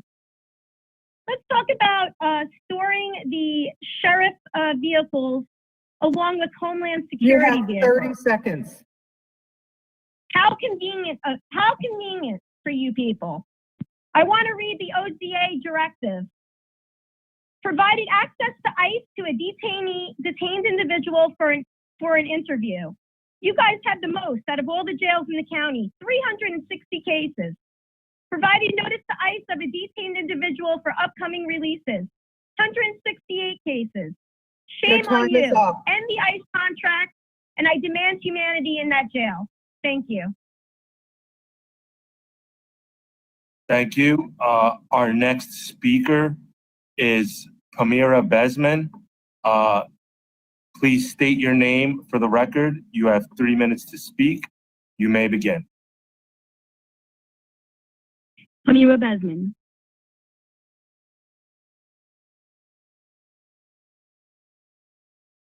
You may begin. You can speak. Oh, thank you. Hello, Honorable Freeholders, Mr. President, Madam Clerk. Thank you for the opportunity to speak. My name is Pamira Besman. I'm a resident of Essex County and a community leader and a business owner. I've built my professional career in the corporate pharmaceutical industry, working for some of the largest global corporations in different roles of responsibility in anything from new products, marketing, R&D, and global strategic operations. I have personally managed US-based and global teams working on pharmaceutical and over-the-counter products, personally led the flu vaccine program nationally for one of my employers.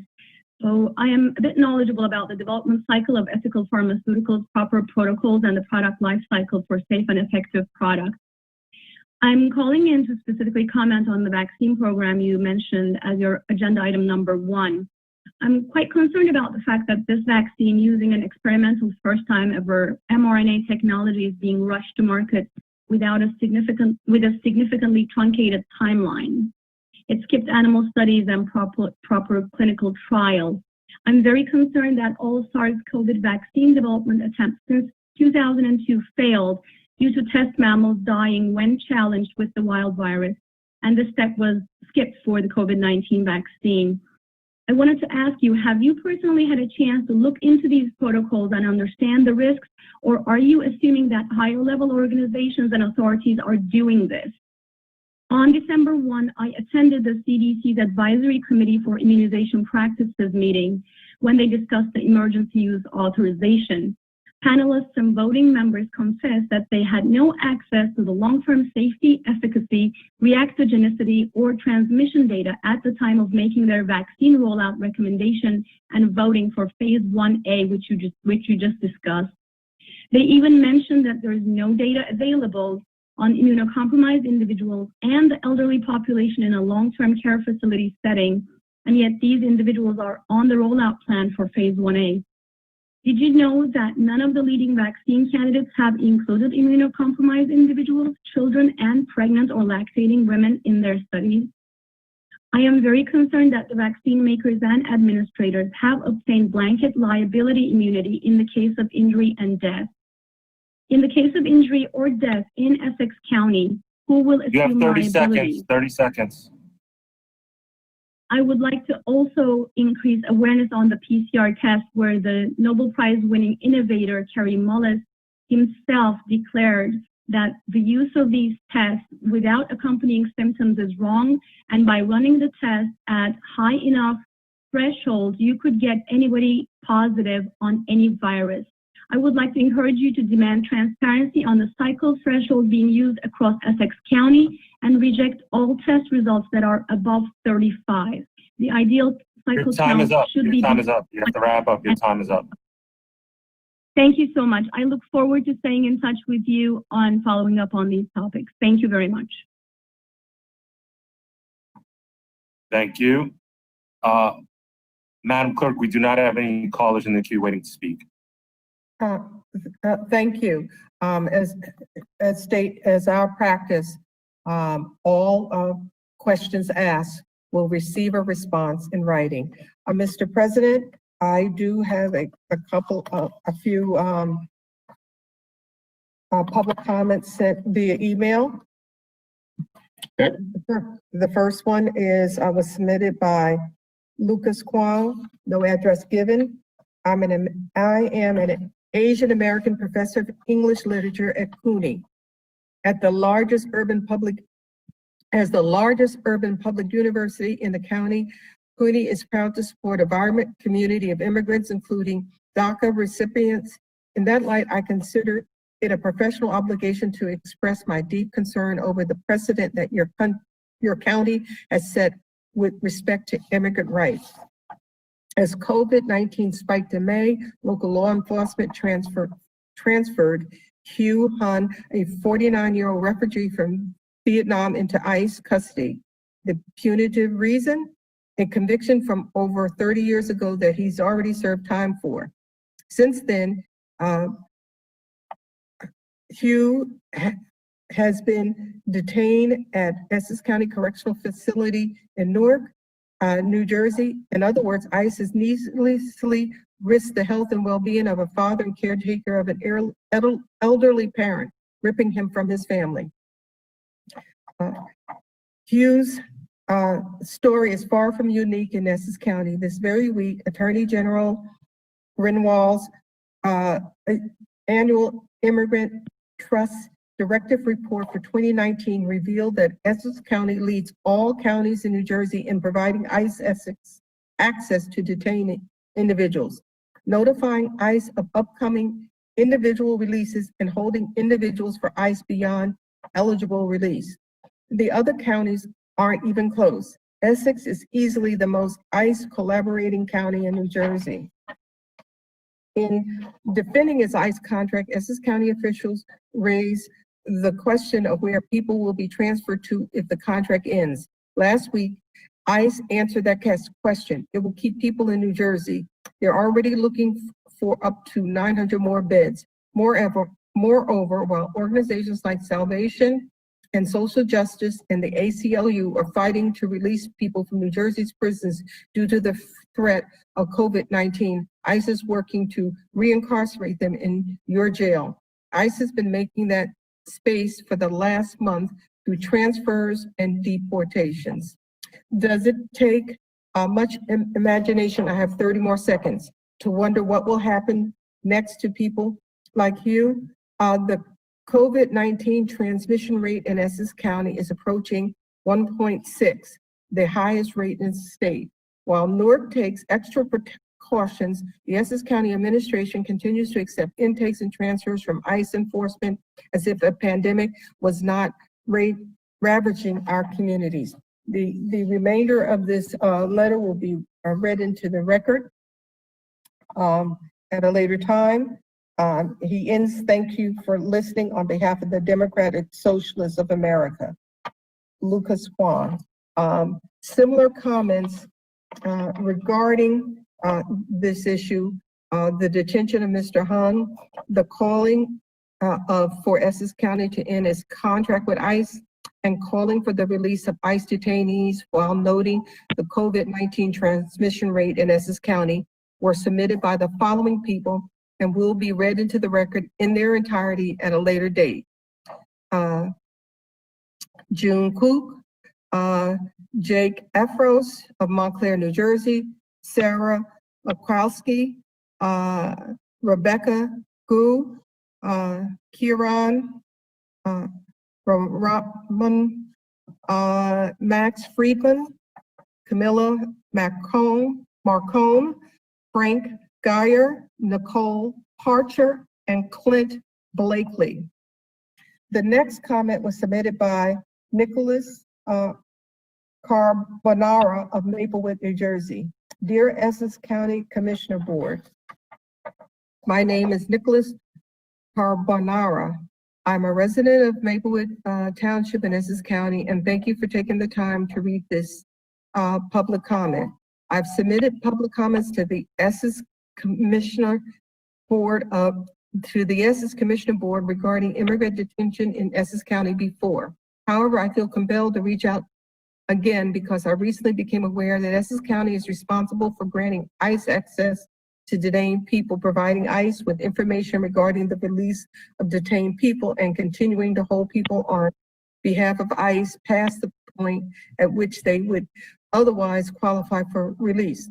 This information comes from the Attorney General's annual Immigrant Trust Directive Report.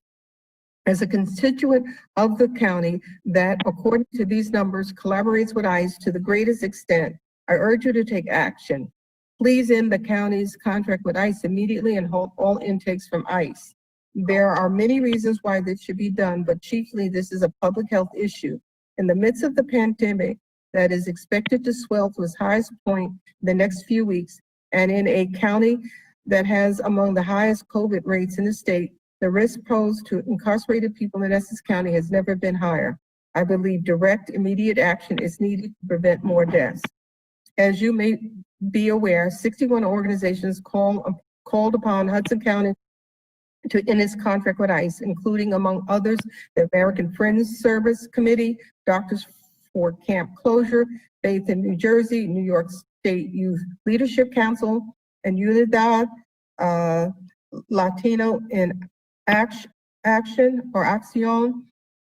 New Jersey. They were joined on Tuesday by a large number of individual New Jerseyans, including formerly detained people, lawyers, doctors, activists, and other concerned citizens. I believe that this outpouring of the concern is not restricted to Hudson County alone. I say this as a resident of Essex and as someone who has come to know many in my community and beyond who share these beliefs. Please take action in Essex County contract with ICE immediately. Halt all intakes by ICE. There is very little time for delay. Okay, the next comment was submitted by Gillian Morello of Montclair. I demand that you immediately halt all intakes from ICE in interest of public health and that you work responsibly to end your contract with ICE altogether. Essex County leads all counties in New Jersey in providing ICE access to detained individuals, notifying ICE of upcoming individuals' releases, and holding individuals for ICE beyond their eligible release. The other counties aren't even close. Essex County is easily the most ICE collaborating county in New Jersey. Both Senator Booker and Senator Menendez released statements opposing the ICE contracts. They urge all counties, including Essex, to terminate these contracts and even use the term blood money. Your collaboration with ICE not only serves no good purpose, it facilitates the atrocities of ICE throughout the county. You're participating in the racist cruelty that immigrant detention engenders, and is an immoral imperative that you end your ICE contract. The final comment was submitted by Jeffrey Feld of Short Hills.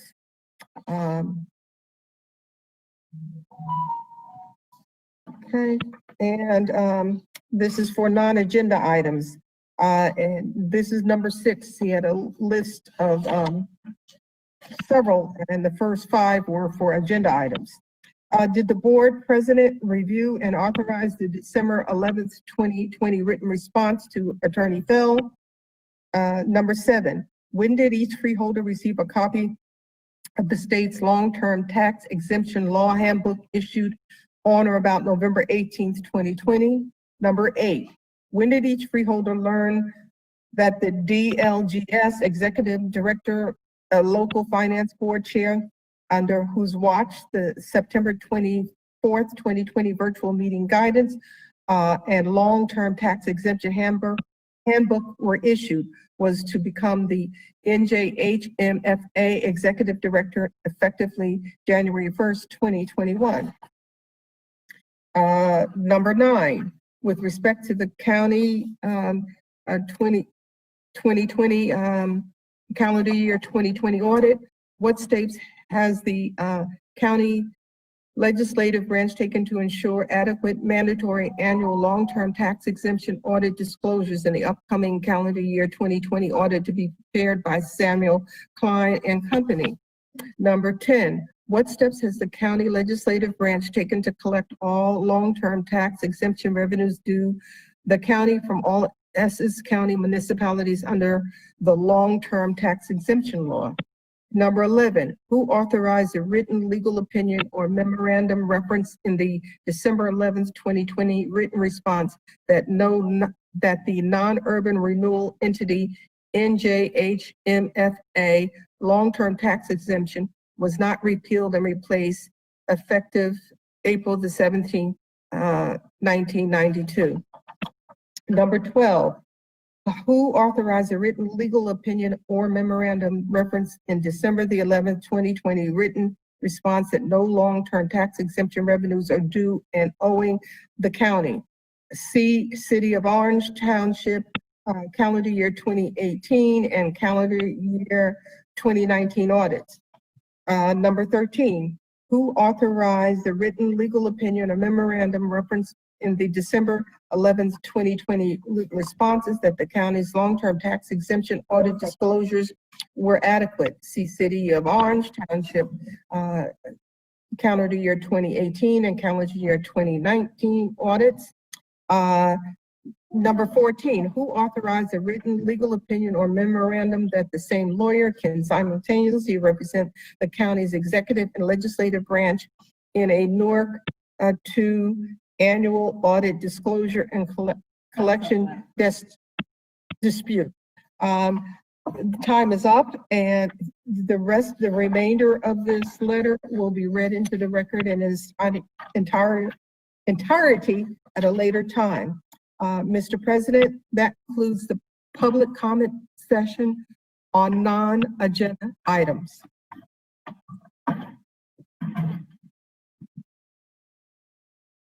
Okay, thank you, Madam Clerk. Again, as a practice, all of those requests for questions will be responded to in writing. Freeholder commissioner comment session. Any comments? Just to say, I believe, Madam Clerk, according to the schedule I was given, we will not have a meeting on the 30th. It is unlikely, Mr. President, that we will, but we did advertise as a placeholder in case something critical comes up from administration. If there is a meeting, it will be a very short one. But it appears at this time that it's unlikely. Okay. Just so there's no confusion, since the agenda that's posted says our next meeting will be in January. I just don't want there to be any confusion for anybody who's watching now or who has looked at our agenda for today, which lists our next meeting as January 6th. There may be a meeting on the 30th. If there is no meeting on the 30th, just wishing everyone out there, all my colleagues, to have a happy and healthy holiday season. If you've already celebrated Hanukkah, Merry Christmas, and a Happy New Year if I don't see anyone between now and then. If we don't meet on the 30th, looking forward to seeing everyone at our reorganization meeting on the 6th of January. That is all that I have. Do I have a motion to adjourn? Before we adjourn, Mr. President, I'd just like to say happy holidays to each and every one of you. For those of you who are still out and about, be careful out there. The snow is coming down, and have a safe and healthy holiday to each and every one of you and your families. Have a good night. I'll make the motion, Mr. President. Adjourn. Very good. Meeting adjourned. Thanks all. Thank you.